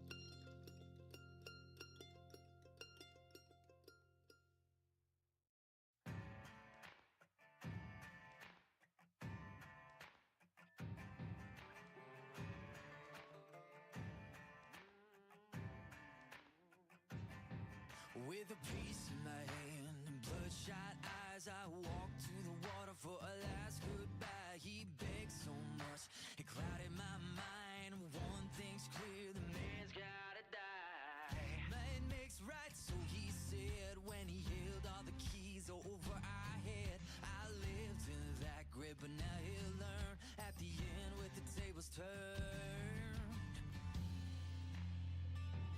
Lord, forgive me, take me on down the river where the guilt can't find a red-handed sinner. On where the grave can't cry out, 'cause I done wrong. Down the river with a hand on a Colt and a finger on the trigger, and before dawn they try to find me. So take me on down.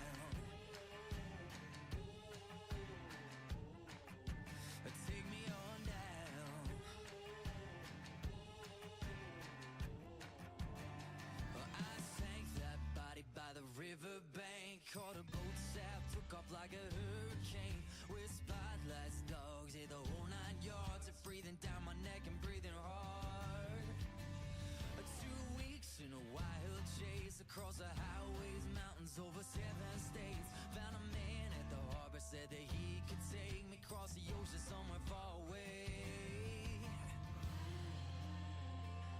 Lord, forgive me, take me on down the river where the guilt can't find a red-handed sinner. On where the grave can't cry out, 'cause I done wrong. Down the river with a hand on a Colt and a finger on the trigger, and before dawn they try to find me. So take me on down. Take me on down.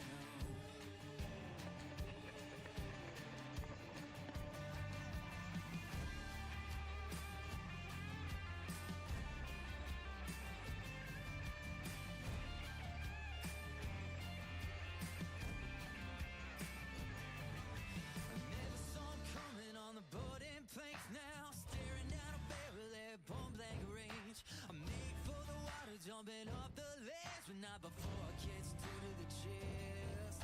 Now there's blood and water filling up my lungs, blood and water filling up my lungs. My heart is beating like a fading drum. Lord, forgive me, here I come.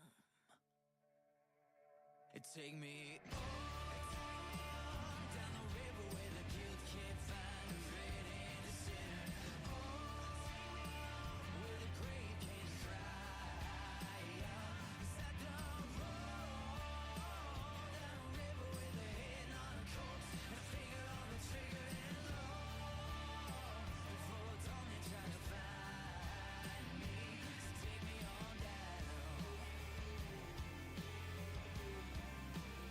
Whoa.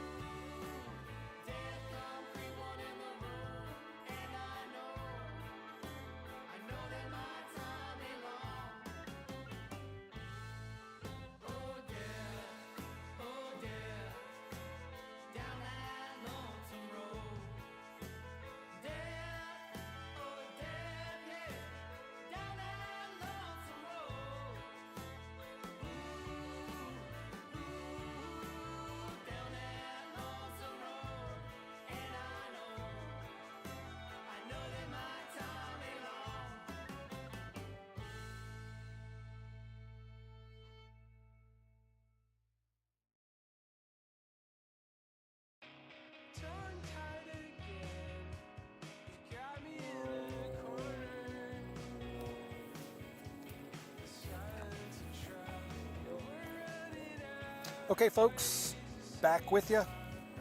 Goody Thomas here, Forrest Fox, 2024 U.S. National Aerobatic Championships. We just had Marcus fly the Pit Special S2C. Next up is Casey Seibel from the West Coast. I think he also resides some in Montana. Very nice gentleman. Just got the pleasure to meet Casey flying a Game Bird Composite GB1 by Philip Steinbeck and his group over there in Benton, Arkansas at Game Bird Composites. Lots of aerobatic airplanes country. Game Bird week. Casey's up. Be flying. I believe I have Casey's free in front of me. I do have Casey's free in front of me. Okay, Casey's got 12, and he'll be coming in, putting the Game Bird through its paces here shortly. Anybody interested in joining the IAC International Aerobatic Club, go to IAC.org. Click on the link, and you can become an IAC member, receive the magazine, all the updates, very good information on the website, lots of resources, list of contests, aerobatic schools.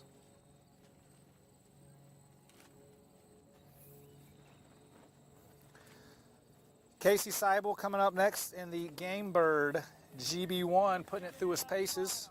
I hear him winding up,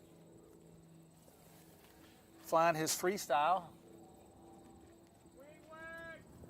Wing wags, Casey's coming in. I don't have him yet. I'll be picking him up here soon. I've got Casey coming in the box. He's moving along. I'm gonna say 180. Is he gonna pull vertical instead of vertical upline? I think Casey is realizing, here he goes. He's ready, pulling vertical, setting the line up just a little bit right of center, right where he wants to be until 1.5 turn spin. Power back, full left rudder, there's half. 1.5 turn spin from Casey. Coming back across the box, power's coming in, plenty of energy in that GB1. Half square loop up. This is half of a square. Layout inverted into figure 4, half square of a loop down. Pulling vertical down, Casey's coming back on the power so he doesn't get too much energy into figure 5 to keep the flight compressed. Nicely done. Casey in the figure 5 is a hammerhead. He's pulling up, looking at that left wing, that sighting device, keeping it perfectly on the horizon. Aircraft is continue up, still's got good momentum. He's going to push full left rudder, a little right aileron. Nice pivot around. You can see the aileron in there to help the torque from the engine not torque the aircraft around. Back to level, full aileron roll, center box, figure 6. Looking for a full roll from Casey. Nicely done, very crisp 90-degree turn. I bet it's a 6-gear as it pushes him in the seat 90 degrees and the turn into figure 8. He's going to do a pull, Humpty bump, quarter roll down from Casey Seibel on that GB1 coming across the top, picking up the ground, closing the Humpty bump. Here's a quarter roll down. Looking good, Casey. I think you're going to be enjoying this and ready for a cold Coke when you get on the ground. Just come back across the box in the figure number 9, pull vertical. Plenty of energy in the Game Bird. As you 45 degrees, half roll. And back to upright. In the figure 10, half loop up. Casey's managing the box very nicely. He's coming across the top, flying inverted hooker harnesses are holding him in the seat as he comes across the top into his other half loop down. A little early, Casey. I would have drawn that a little bit further, but that's okay. Double roll, nicely exits the box. And that was Casey Seibel in the Game Bird. Nice job, Casey.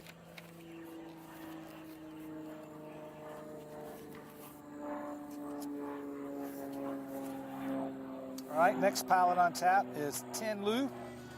Also flying a game bird. I think this is the last freestyle that I have. Rest of the flights, I'll be calling them as I see them, which is okay. Didn't quite have a chance to get all the sequences earlier today, but we will manage.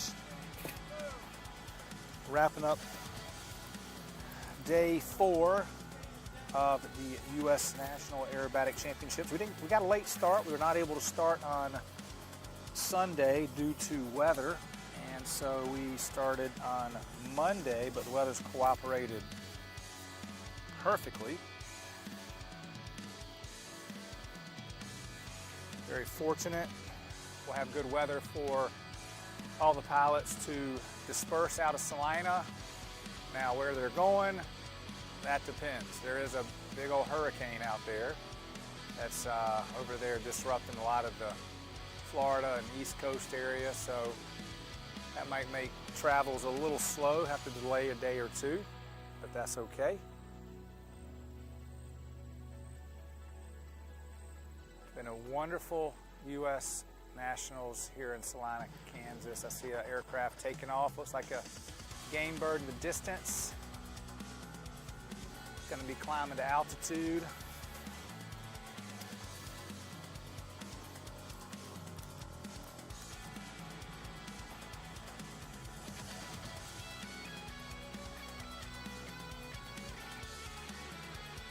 Been very fortunate to have University of North Dakota out here representing with their team. What a bunch of great individual. Mike Lentz, Dagmar Kress, taking care of so many wonderful pilots, so many capacities. Mike, a very talented aerobatic competitor. Dagmar, been flying aerobatics for her entire life, done so much for the sport, helping run these aviation schools, giving the students an opportunity to fly aerobatics at some of these universities. Very grateful for that. A great foundation and tool these future pilots can have to carry in their aviation career.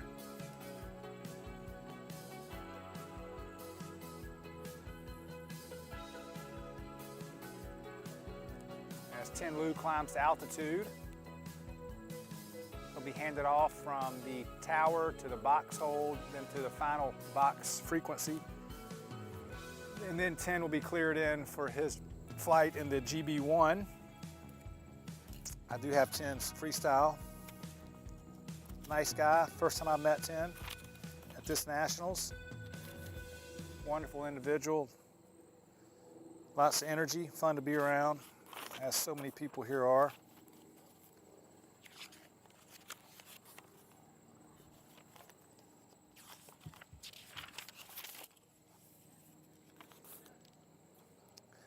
Just had Casey Seibel fly, did a nice job in his GB1. Tien Luu will also be flying a freestyle. I'm looking at it right now. Again, 12 figures for Tien. Still a beautiful night. South winds, comfortable. I've been very fortunate. I'm over here in a shaded tent, which is helping out. These judges are not. They're sitting in the sun. Thank goodness it wasn't a week or two ago when it was 95 and 100 degrees out here.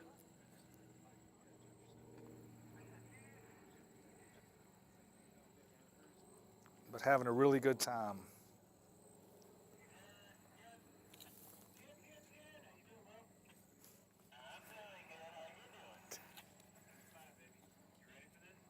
I hear a little communication in the background from our chief judge. And Tien Luu sounds like he is very excited to be flying. Lots of energy. This ought to be exciting to watch. Young man piloting this GB1. See him put it through the paces. Tien Luu.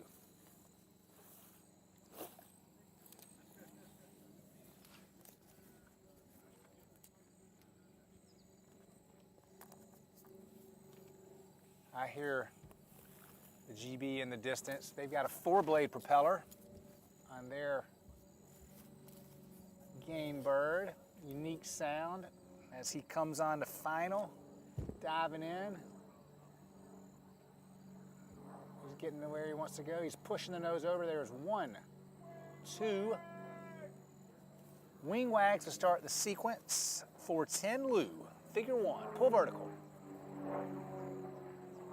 Setting that vertical line ever so precisely, capping off with enough energy to draw a line to drop in his 1.5 turn upright spin. Nicely done, Tien.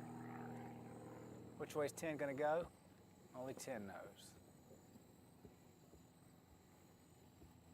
Or he's going right, half turn, 1.5. That's a 1.5 turn spin done correctly. Right axis, power's coming in. There you hear it. Going across the box for figure 3, half square loop up. Tien Luu.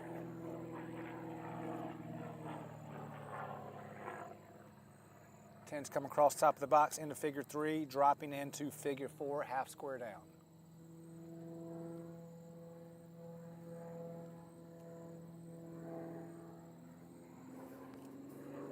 Into figure 5, hammerhead, pull vertical. He sets that line. He's now flying off the left wing, keeping that sighting device perfectly on the horizon. He can feel the aircraft starting to slow. He's going to push that full left rudder, little right aileron to prevent the torque of the motor from twisting the airplane. So he has a nice within wingspan turnaround. Nicely done, Tien. Figure 6, full aileron roll, center box. 90-degree turn, high G turn. In the seat for Tien. Into figure 8 is a pull, Humpty, quarter roll down. How about you, Tien? See a little drift up there, but very manageable, Quarter roll. And end of figure, coming back across the box, figure number 9, pull vertical. It's going to lay out on the descending 45-degree line for a wedge figure. Again, flying that left wing up, popping across the top, setting 45 degrees down, half roll. Beautifully done, Tien. And into figure 10, half loop up. G's going to be coming on about right now, pushing him in the seat.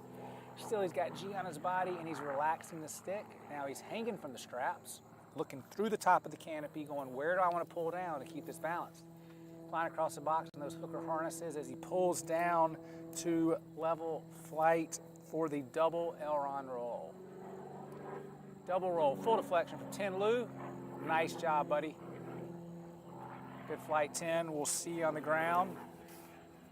That was Tien Luu, everyone, flying the Game Bird Composite GB1.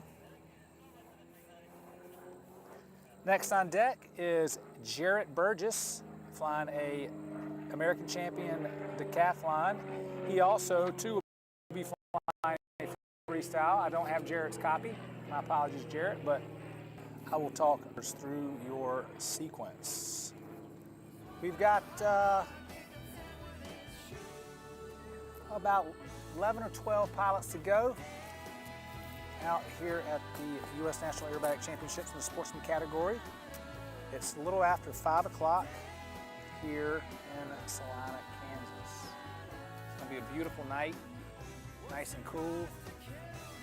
We will be back out here tomorrow morning, 7 a.m. sharp, to start with the advanced category. I think I'm speaking correctly on that. I'll double check my notes.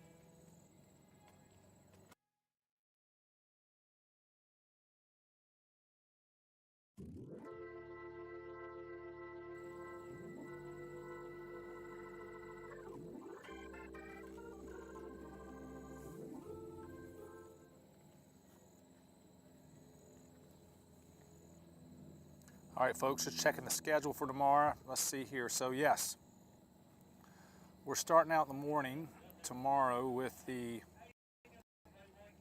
free, advanced free 2 program. That's going to be very exciting. I saw some of those figures. And they're going to fly from 8 to 11:30, roughly. And then there's the 4-minute freestyle program starting at noon till 2. And then we have a big cleanup. They have the advanced photos. Tomorrow is going to be a very exciting day for flying. Also, Lift Aviation, I believe, is doing a 4 o'clock here local on pros and cons of helmets. So that'll be very interesting from the Lift folks over there. Again, one of our major sponsors at the U.S. National Aerobatic Championship. So tomorrow, starting early, flights between 8 and 11:30, advanced free unknown number 2, which will be a very exciting. It'll definitely shake the field up a lot. Unknowns have a tendency to do that. Followed by the 4-minute freestyle, where you'll see smoke, music, and lots of noise from some of your top in the country, including reigning world aerobatic freestyle champion, Mr. Rob Holland.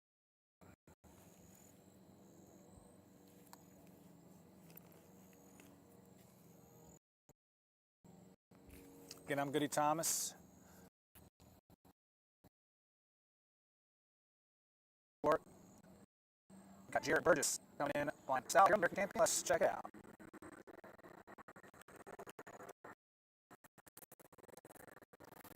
Super deep.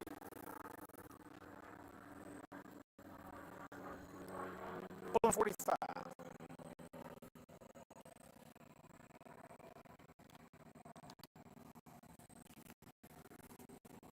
Capping off.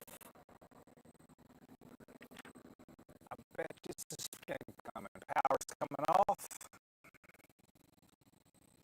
There's a half rotation, 1 rotation, and a half, 1.5 turn rotation.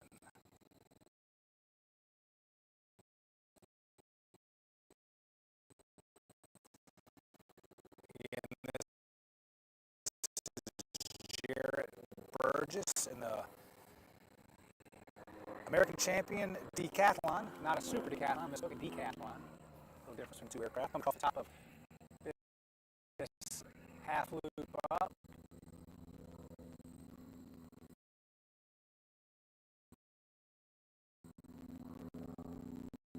Jaret's putting the decathlon through its paces, and looks like a half loop down, followed by a full roll.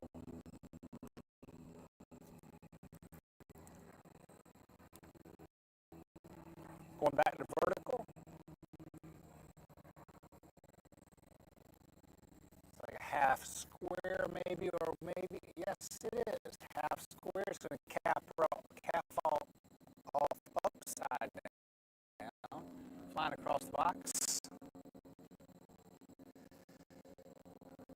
Jaret's having a good time up there, I can absolutely assure you, as he sets the vertical line down, half square down for Jaret Burgess.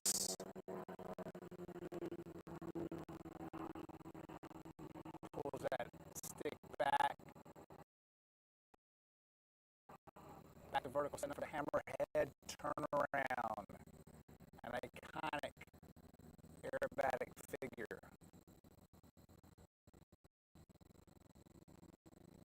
Flown so gracefully by Jaret in his decathlon. Coming back across the box, speed's increasing left to right. Coming back to center box, right where we're sitting.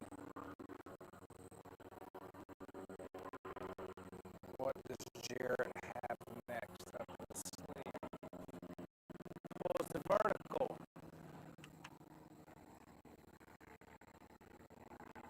And looks like a Humpty Bump, which is a classic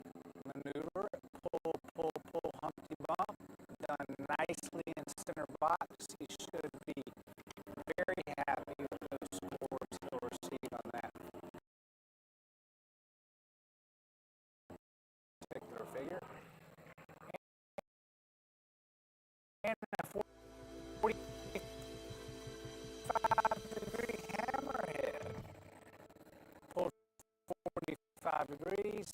He pulled a vertical upline, and now a beautiful pivot around to complete the hammerhead turnaround. Speed's back increasing, back across the box, center box, flowing very tight sequence with the cap line. And Jaret Burgess.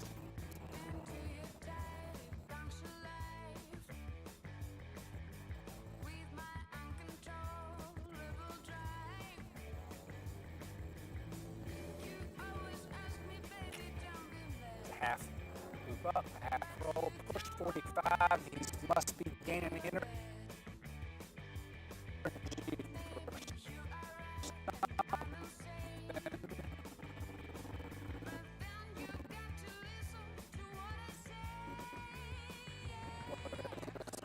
Be 90 or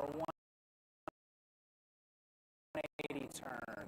180, 180 degree turn, coming back around to the north. Oh, 270. Oh, it took me by surprise. 270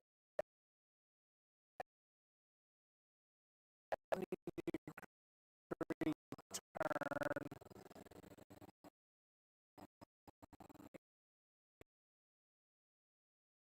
And that the cap line, there's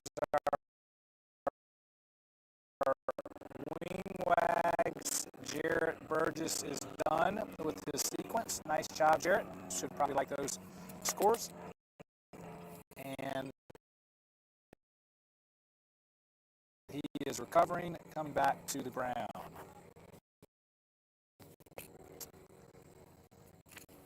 All right.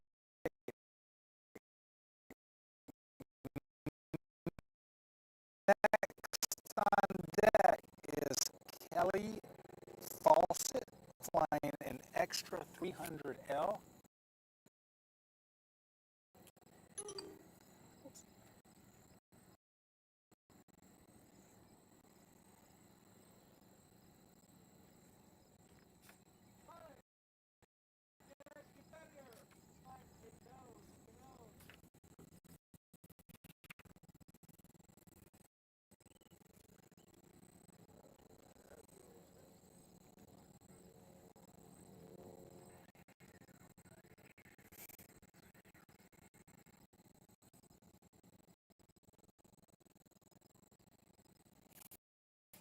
Oh, I'm sorry.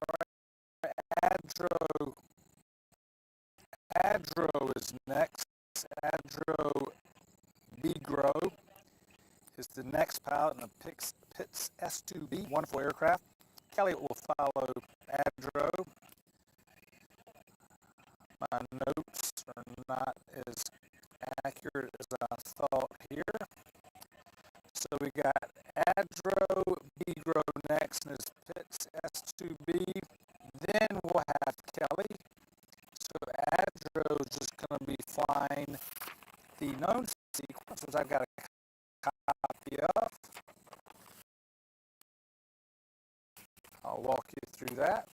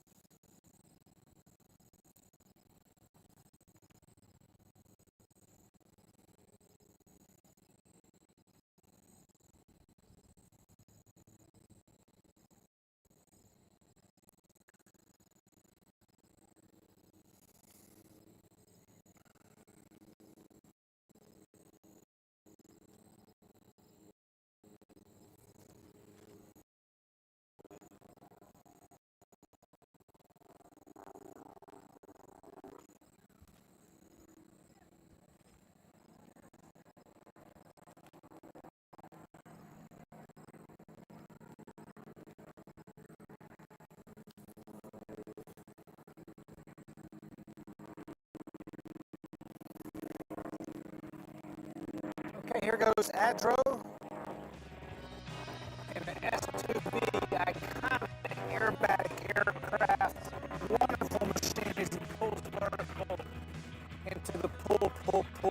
Litsky bump. Pit Special has been around. Aerobatic aircraft today. What a pleasure to fly. Beautiful pull hockey by Adro. Pulling to 45 degrees. It's using altitude to drop in a 1/4 turn spin. Nicely done by Adro. Good position. He's going left. There's half. And 1 1/4. He comes right rudder, stick forward. Checking his vertical line off that left wing. Back over the nose. Powers again. Comes back across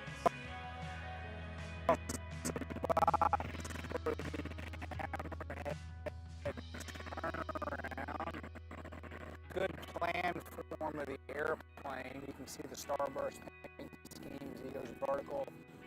Full left rudder, some right aileron to counteract the torque of the motor.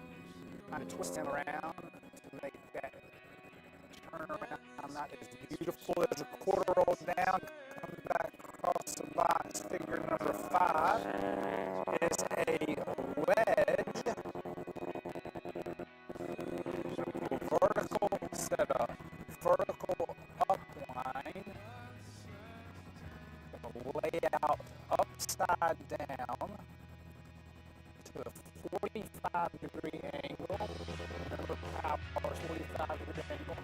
Half roll, nicely done. Continue 45 into figure number 6, which is a Immelman, or half loop up, half roll.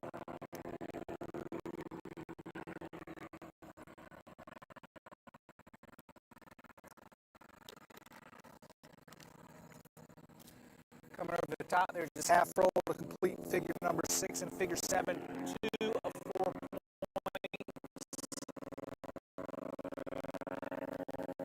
for the half loop down. 1 point, 2 points of a 4-point roll, correctly done. Pulling all the way around, high G on the bottom, half loop.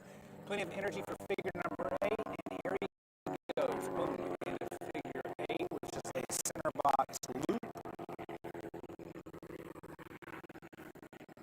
Adro's pulling back in the stick, looking back over the top of the canopy, picking up the ground, keeping the radius going. G's off now, G's come back on for 3 or 5, maybe. G's on him to finish the center box loop into figure number 9. Half of a half Cuban as he pulls around all the way to 45 degrees for the half roll.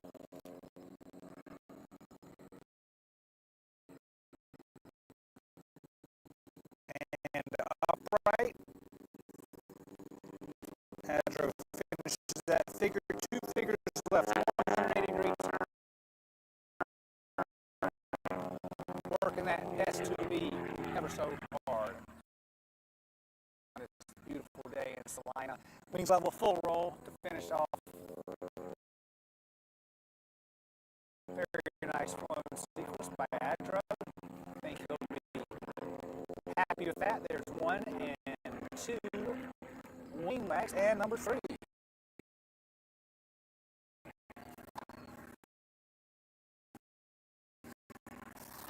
Again, that was Adro Begrow in the S2B. Next, now we have Kelly Fawcett in the extra 300L.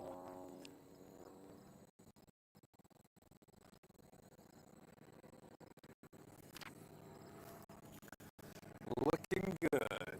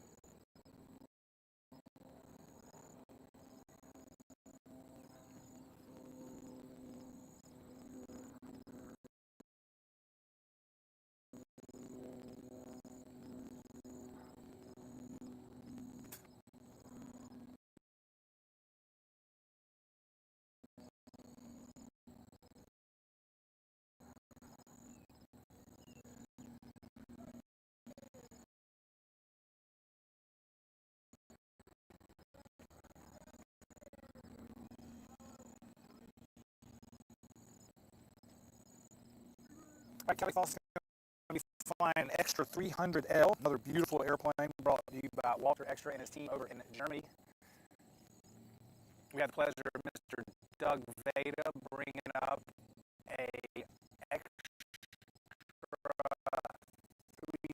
330SX from South Florida, being currently demonstrated by Mike Celebretti, one of our longtime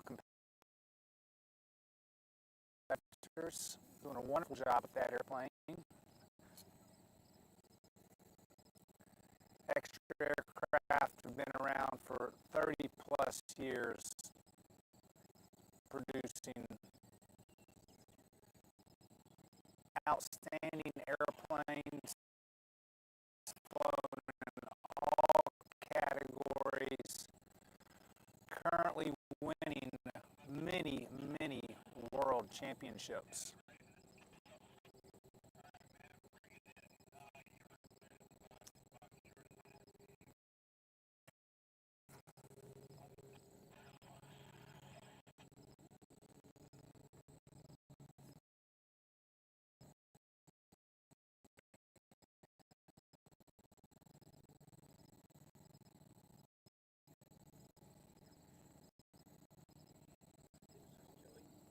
Kelly Fawcett on tap and the Extra 300L. Very many different models of the Extra. We have low-wing extras, mid-wing extras,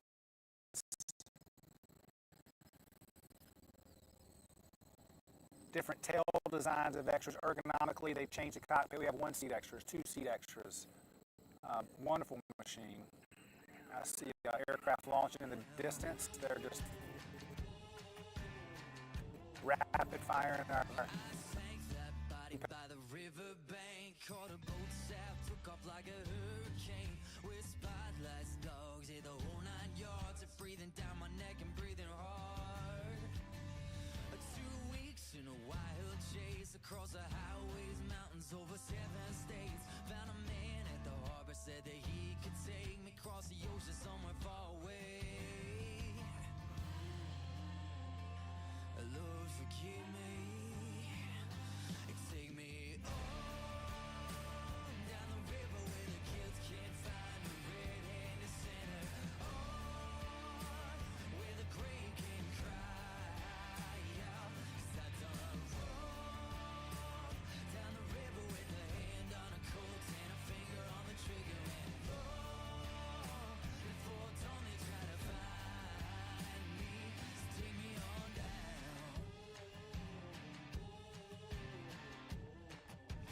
Take me on down.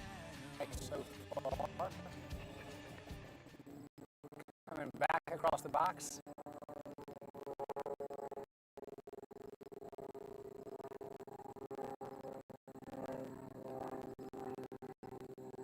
Set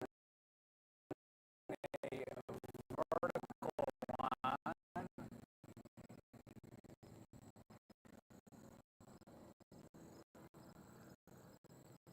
The hammerhead turn around. Checking that line.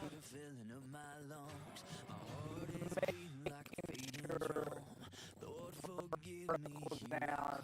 That is just as important as vertical up. Coming back across the box in the next figure.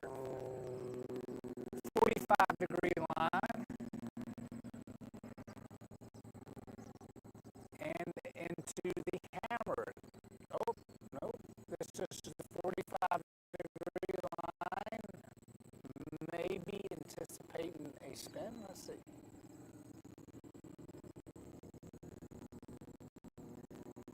Not sure what's going on here.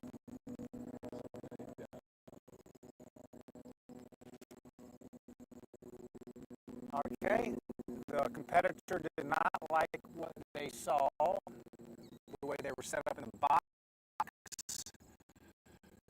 so they wagged out. That will be a deduction.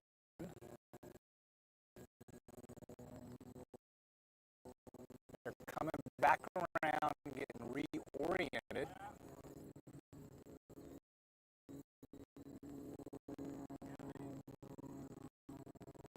And they will re-enter the box.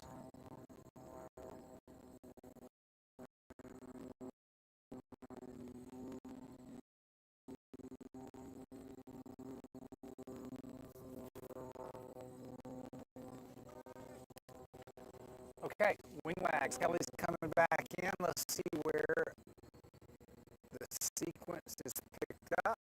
Looks like correct direction for spin now. That makes more sense. You don't ever really want to try to spin downwind. So we're back into the wind. There's a half a turn, and a half. So that's 1.5 turn upright spin. Coming back across the box.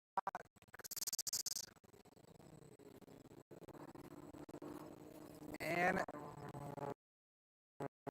into the next figure.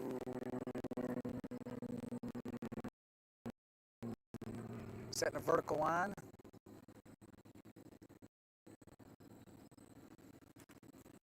Coming across the top. 45-degree line into a wedge. A little steep there. Up, not really sure. Maybe they're going to be braking again because they're going behind us. Got a little confused, possibly. Let's see what's going on. Check and see what the next maneuver is for Kelly. So there's a wing wag.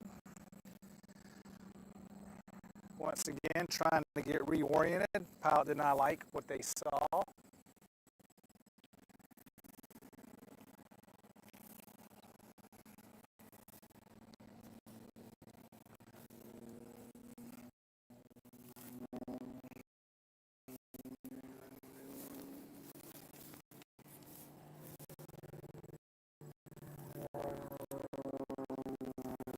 Kelly's coming back around, getting reoriented.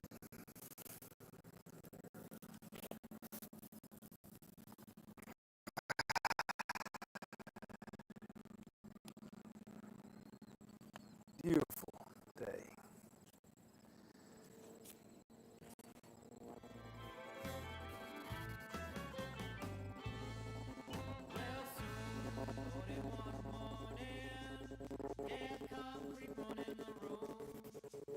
Okay, Kelly's back in the box.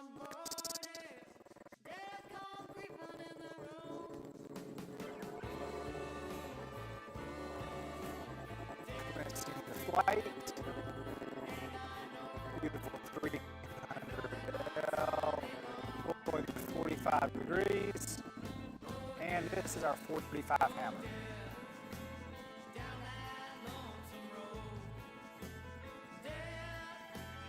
Full left rudder, the hammerhead turnaround, seeing the ground straight back down.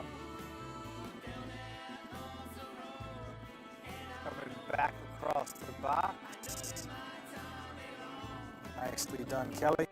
This is Kelly Fawcett. And then the extra 300L back to the vertical. Going around in a looping figure. Looks to be a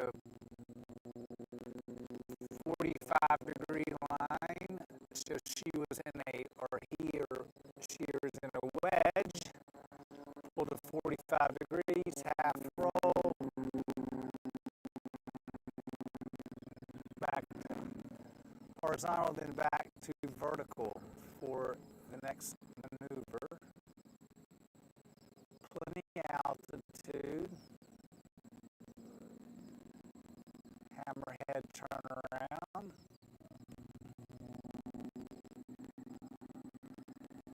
Remember, there's two types of hammerheads. You can do the 45 hammerhead turnaround or the normal hammerhead turnaround. 45 is you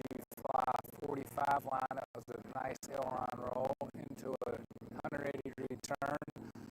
Pull 45 degrees, and you pull vertical, that's a 45 hammer, or you pull all the way from horizontal to vertical, and that is a 90-degree pull to a hammerhead.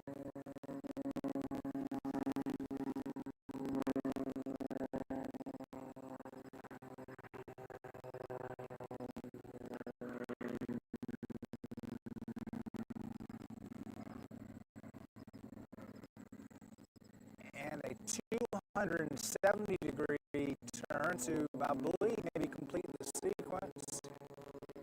Yep, sequence complete by Kelly Fawcett, the 300L, and that was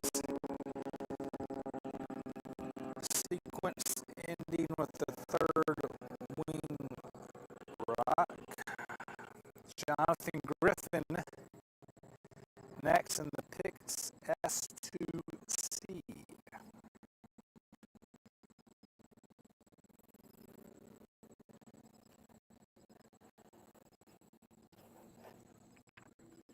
Pits S2C is next on tap.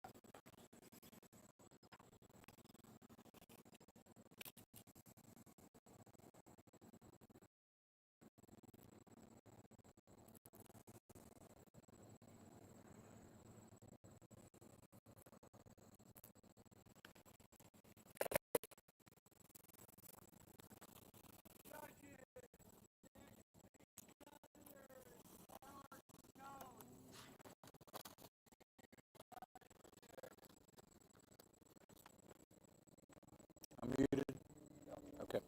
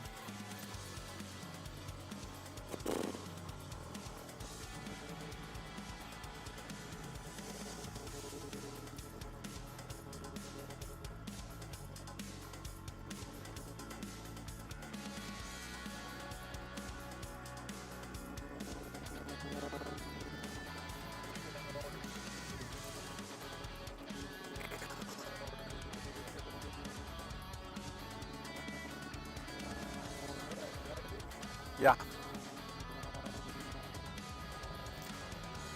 Okay, folks, Jonathan Griffin, pit special S2C. Be coming to you here momentarily.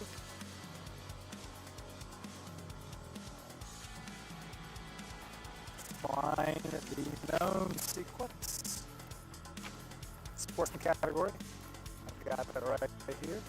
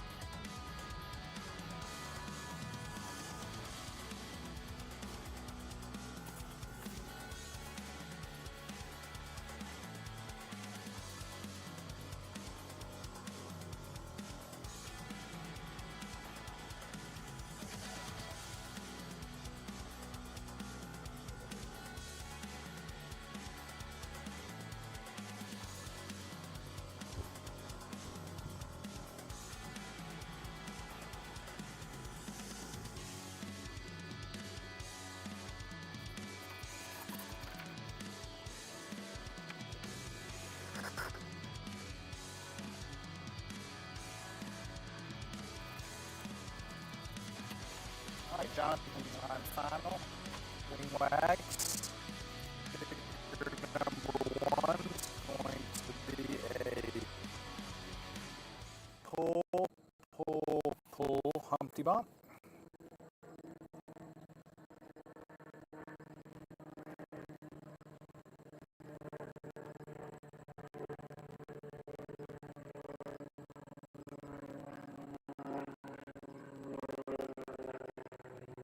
Pull vertical, set line up. Pop the stick, pull around the top.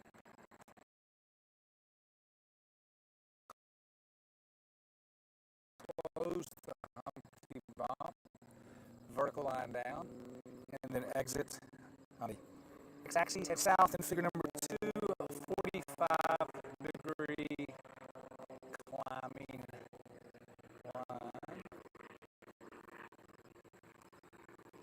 And figure into a 1 1/4 turn upright spin.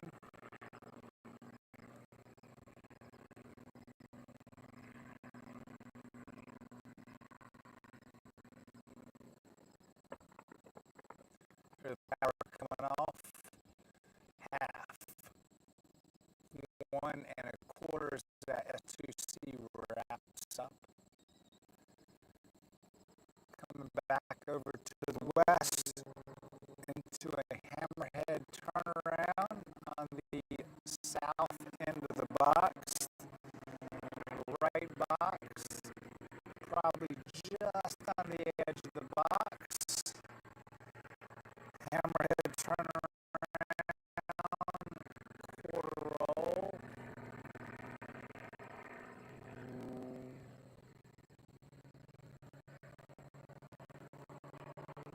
And end of figure. Back across the box, figure number 5.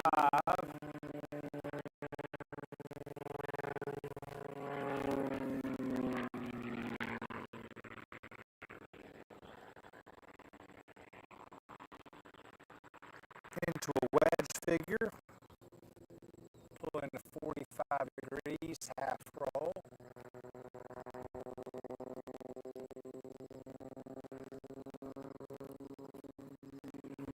End of figure, half loop up, half roll.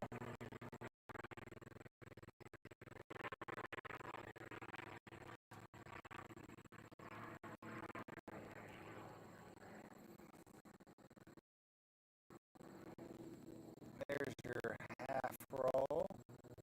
End of figure, coming back across the box to the north. Starting to approach center box, almost. You're going to see 2 points of a 4-point roll, half loop down.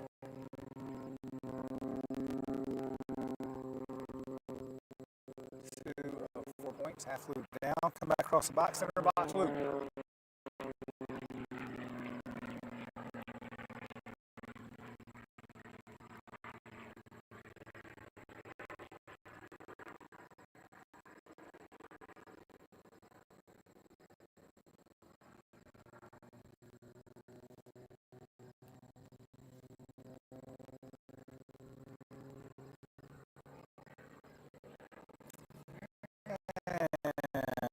And there's your loop into figure number 9. Half of the half Cuban.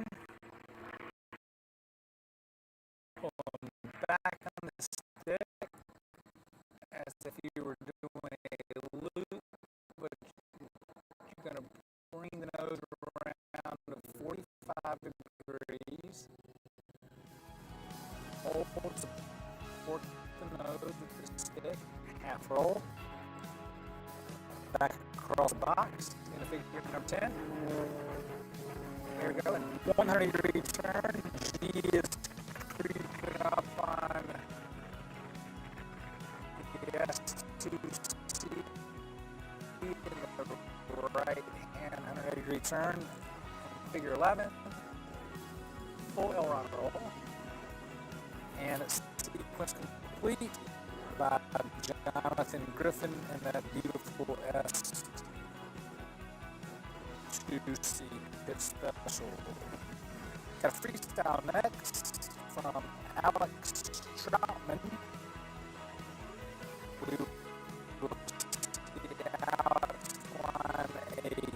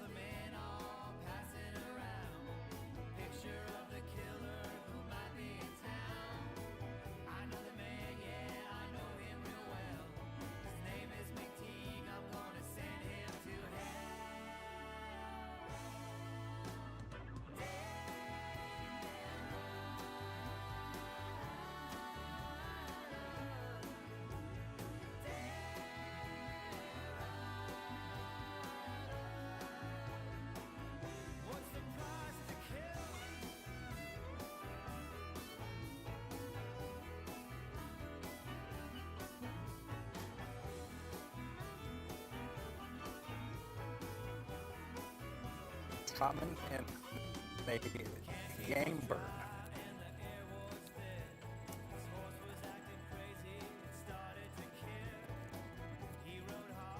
I can hear the composite game bird in the distance.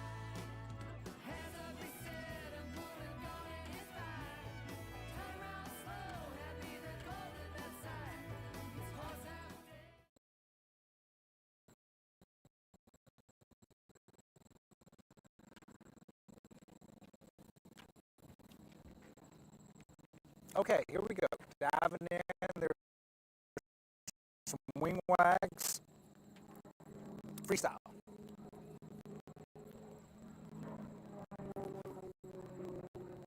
Pull vertical.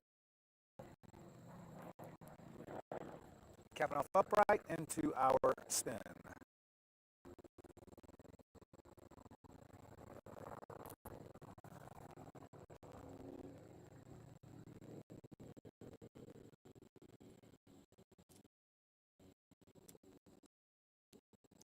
Half, 1.5 turn spin.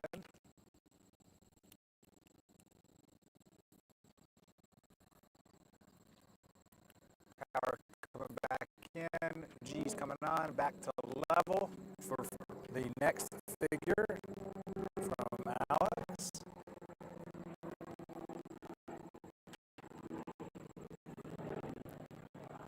Set line vertical.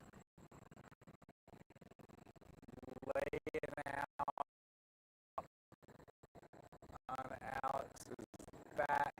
And the game bird looks to be like a half square loop up.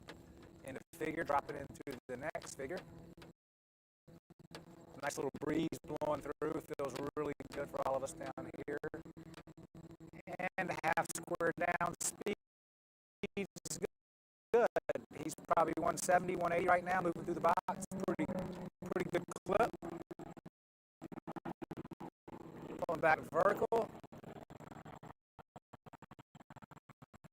Setting that vertical line with that sighting device off the left wing.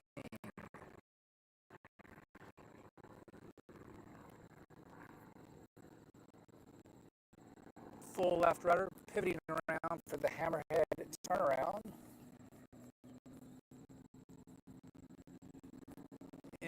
of figure.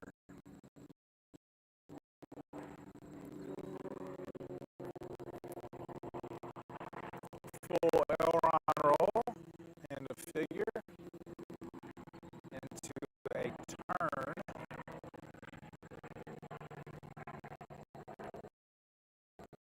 90-degree turn. They usually do 90, 180, or 270, sometimes 360.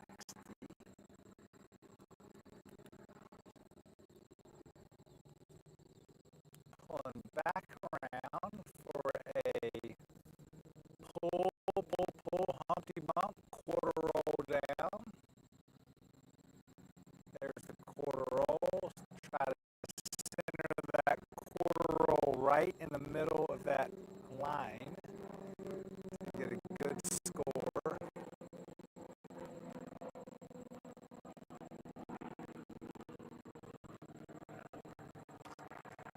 Set line vertical.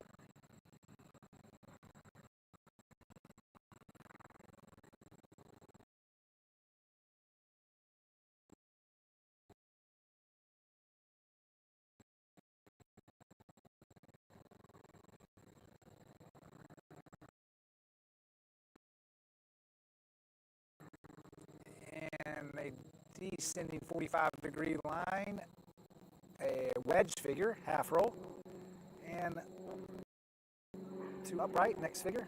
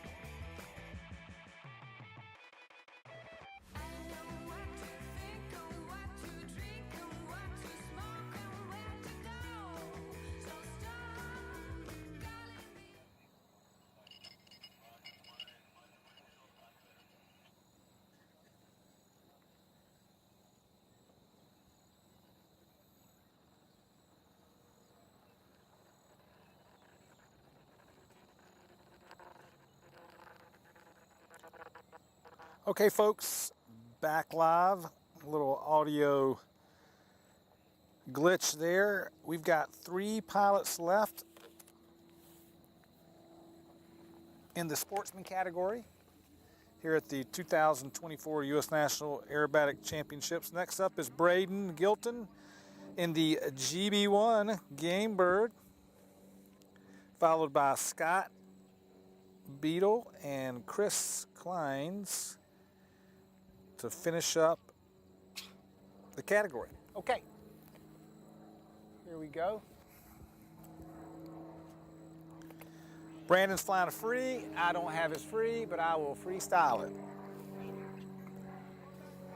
Okay, he didn't like what he saw, so he's going to come back around and set up again, which the pilot's allowed to do that.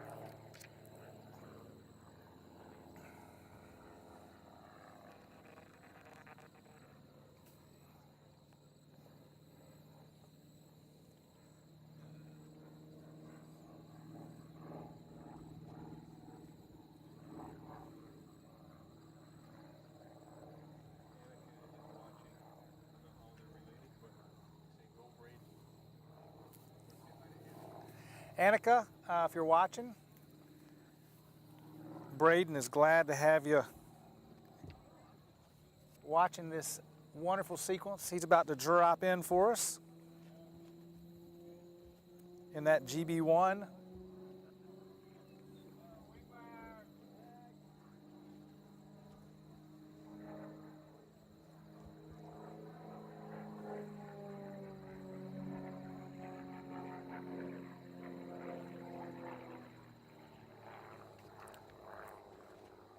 All right, Braeden pulled 45 degrees, setting up for a spin in that GB1. Beautiful, beautiful evening setting up for us. Great time to fly, power back half and 1.5 turn upright spin. As the power comes in, he sets that vertical line down, back to horizontal, coming back through the box. What does Braeden have up next? Beautiful upline, pulling across the box right here at center box. I'm looking directly into his canopy, about 3,400 feet up in the sky. There's a half square down and back to level flight. Plenty of energy in that Game Bird. Back to the vertical, pulling back around to a 45-degree line, 2 points of a 4-point roll, back across into a turn. G's are pushing Braeden in the seat for a 90-degree 5G turn, back into the vertical, finishing off this beautiful night. 1 of 3 pilots left to go.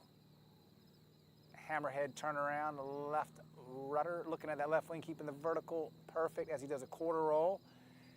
Back to horizontal flight, plenty of smash. Coming across the box, just past the center box on the left box. Vertical, coming across the top, laying out upside down as we pull around for that Humpty Bump, classic Humpty Bump, with a quarter roll. Oh, 2 of 4 coming down on this freestyle. Nicely done, Braeden.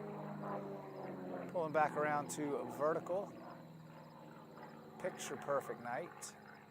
Evening, I should say.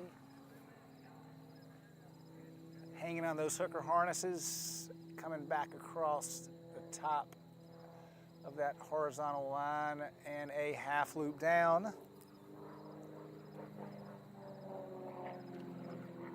A 180-degree 6G turn. Feeling those G's today. 2-point roll. Oh, 3 of 2. Nicely done. And an inverted wing wag. Fancy to finish off the flight.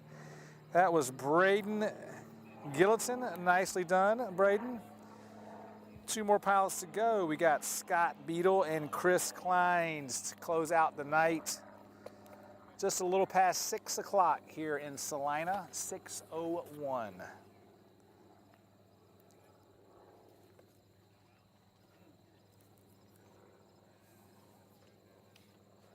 Judges, next competitor, I'm going to say his name, deal with it.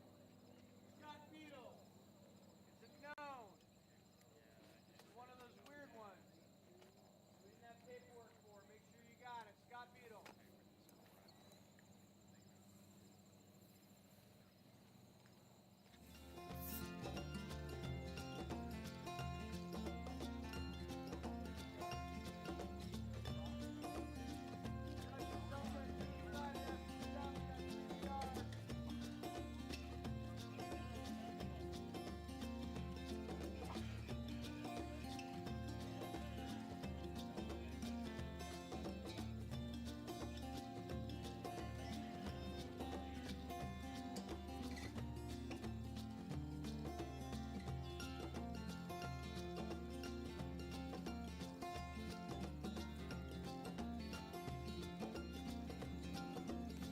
All right, Scott Beadle up next, flying a Citabria in the known sequence.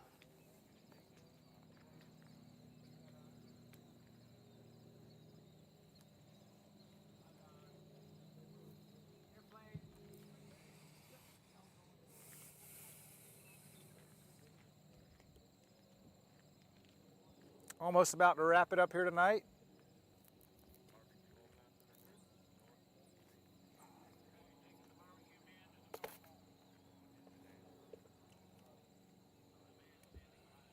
These judges have been working hard all day. Okay, here got some wing wags. This again is Scott Beadle flying the beautiful Citabria in the known program. This is going to be a pull, pull, pull Humpty.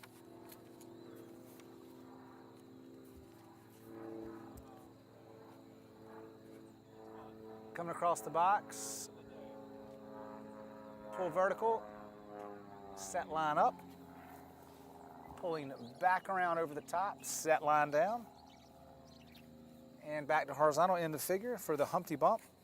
Figure 2 is going to be pulled to 45 degrees. Cap off upright, slowing the aircraft for the 1 1/4 turn upright spin. There's half and 1 1/4. Nicely done. Into figure 4, a hammerhead.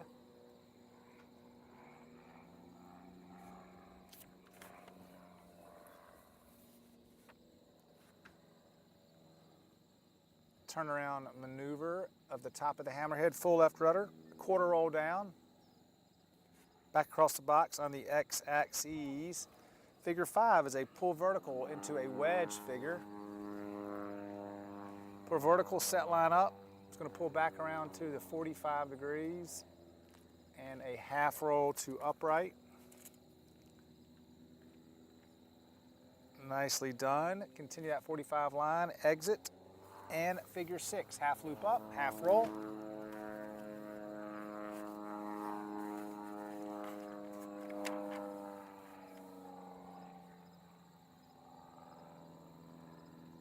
End of figure, we're going to do 2 points of a 4-point roll for the half loop down.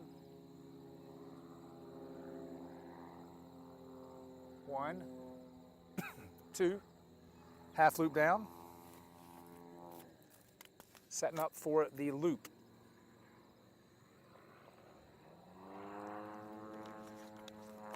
Enter center box loop.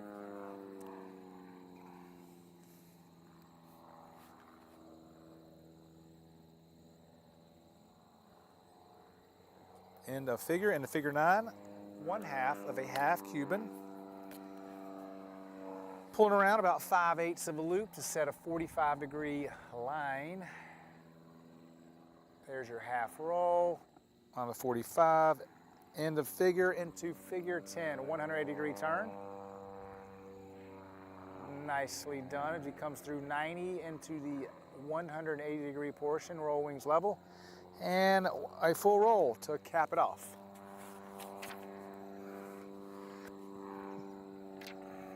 End of sequence. Nice job, Scott. Put it to bed, and one pilot to go. Chris Kleinhenz in the extra 330 LX.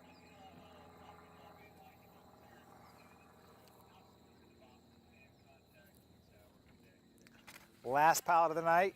Hope everybody's enjoyed all of this outstanding flying today. It's been a very good day of aerobatic flying. I'm sure everybody's a little worn out. Get out of the elements and relax for a little while this evening. And we will conclude the 2024 U.S. National Aerobatic Championships tomorrow. And we will designate our new 2024 U.S. Advanced Aerobatic team will be named tomorrow. So you know all those advanced pilots tonight are thinking about their sequences, walking their sequences, preparing for the flight tomorrow.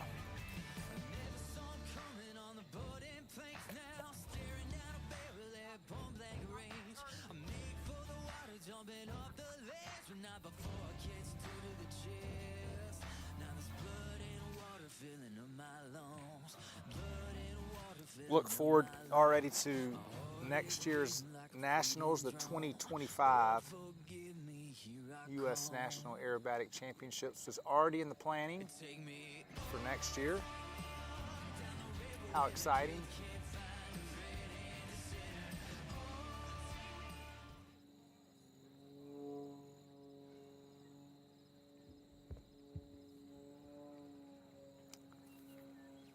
Okay, folks, last one of the night. He's in one more before dinner time. 6:08 here in Salina, 7:08 on the East Coast. There's three wing wags diving in. This is Chris Kleinhenz in the extra 330 LX. Lots of energy, 180 knots plus as he dives in that beautiful airplane, setting that vertical line, capping off upright.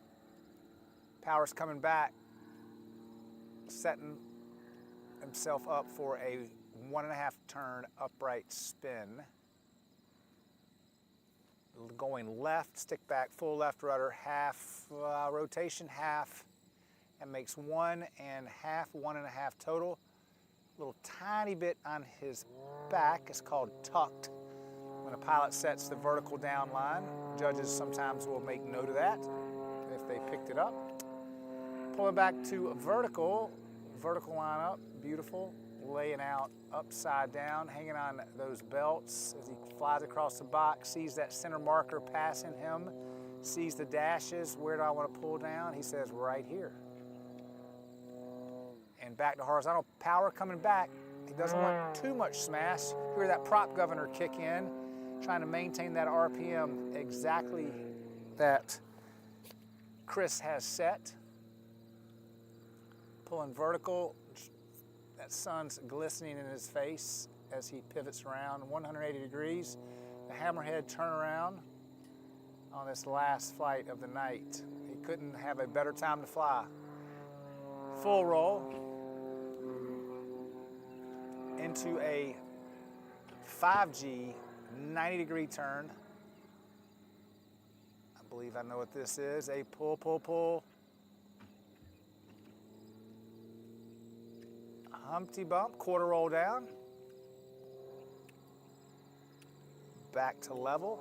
Only a few more figures left. Coming across the box. Set line up. That airplane goes up beautifully, laying out upside down, coming across the box as he pulls the 45 into a wedge figure. Half roll, continuing 45 down and to upright into his next figure. Counting down the seconds here as this flight comes to a close, pulling back around. Half loop up.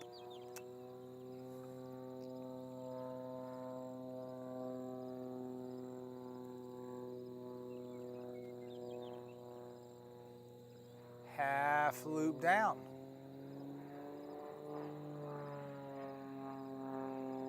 Double aileron roll. And that's it, folks. 3 wing wags. That was Chris Kleinhenz, the extra 330LX 2024 U.S. National Aerobatic Championship Sportsman category. We're signing out here.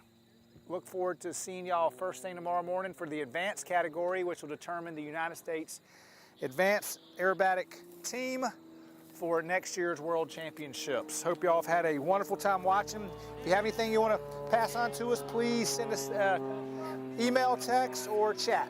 Good night.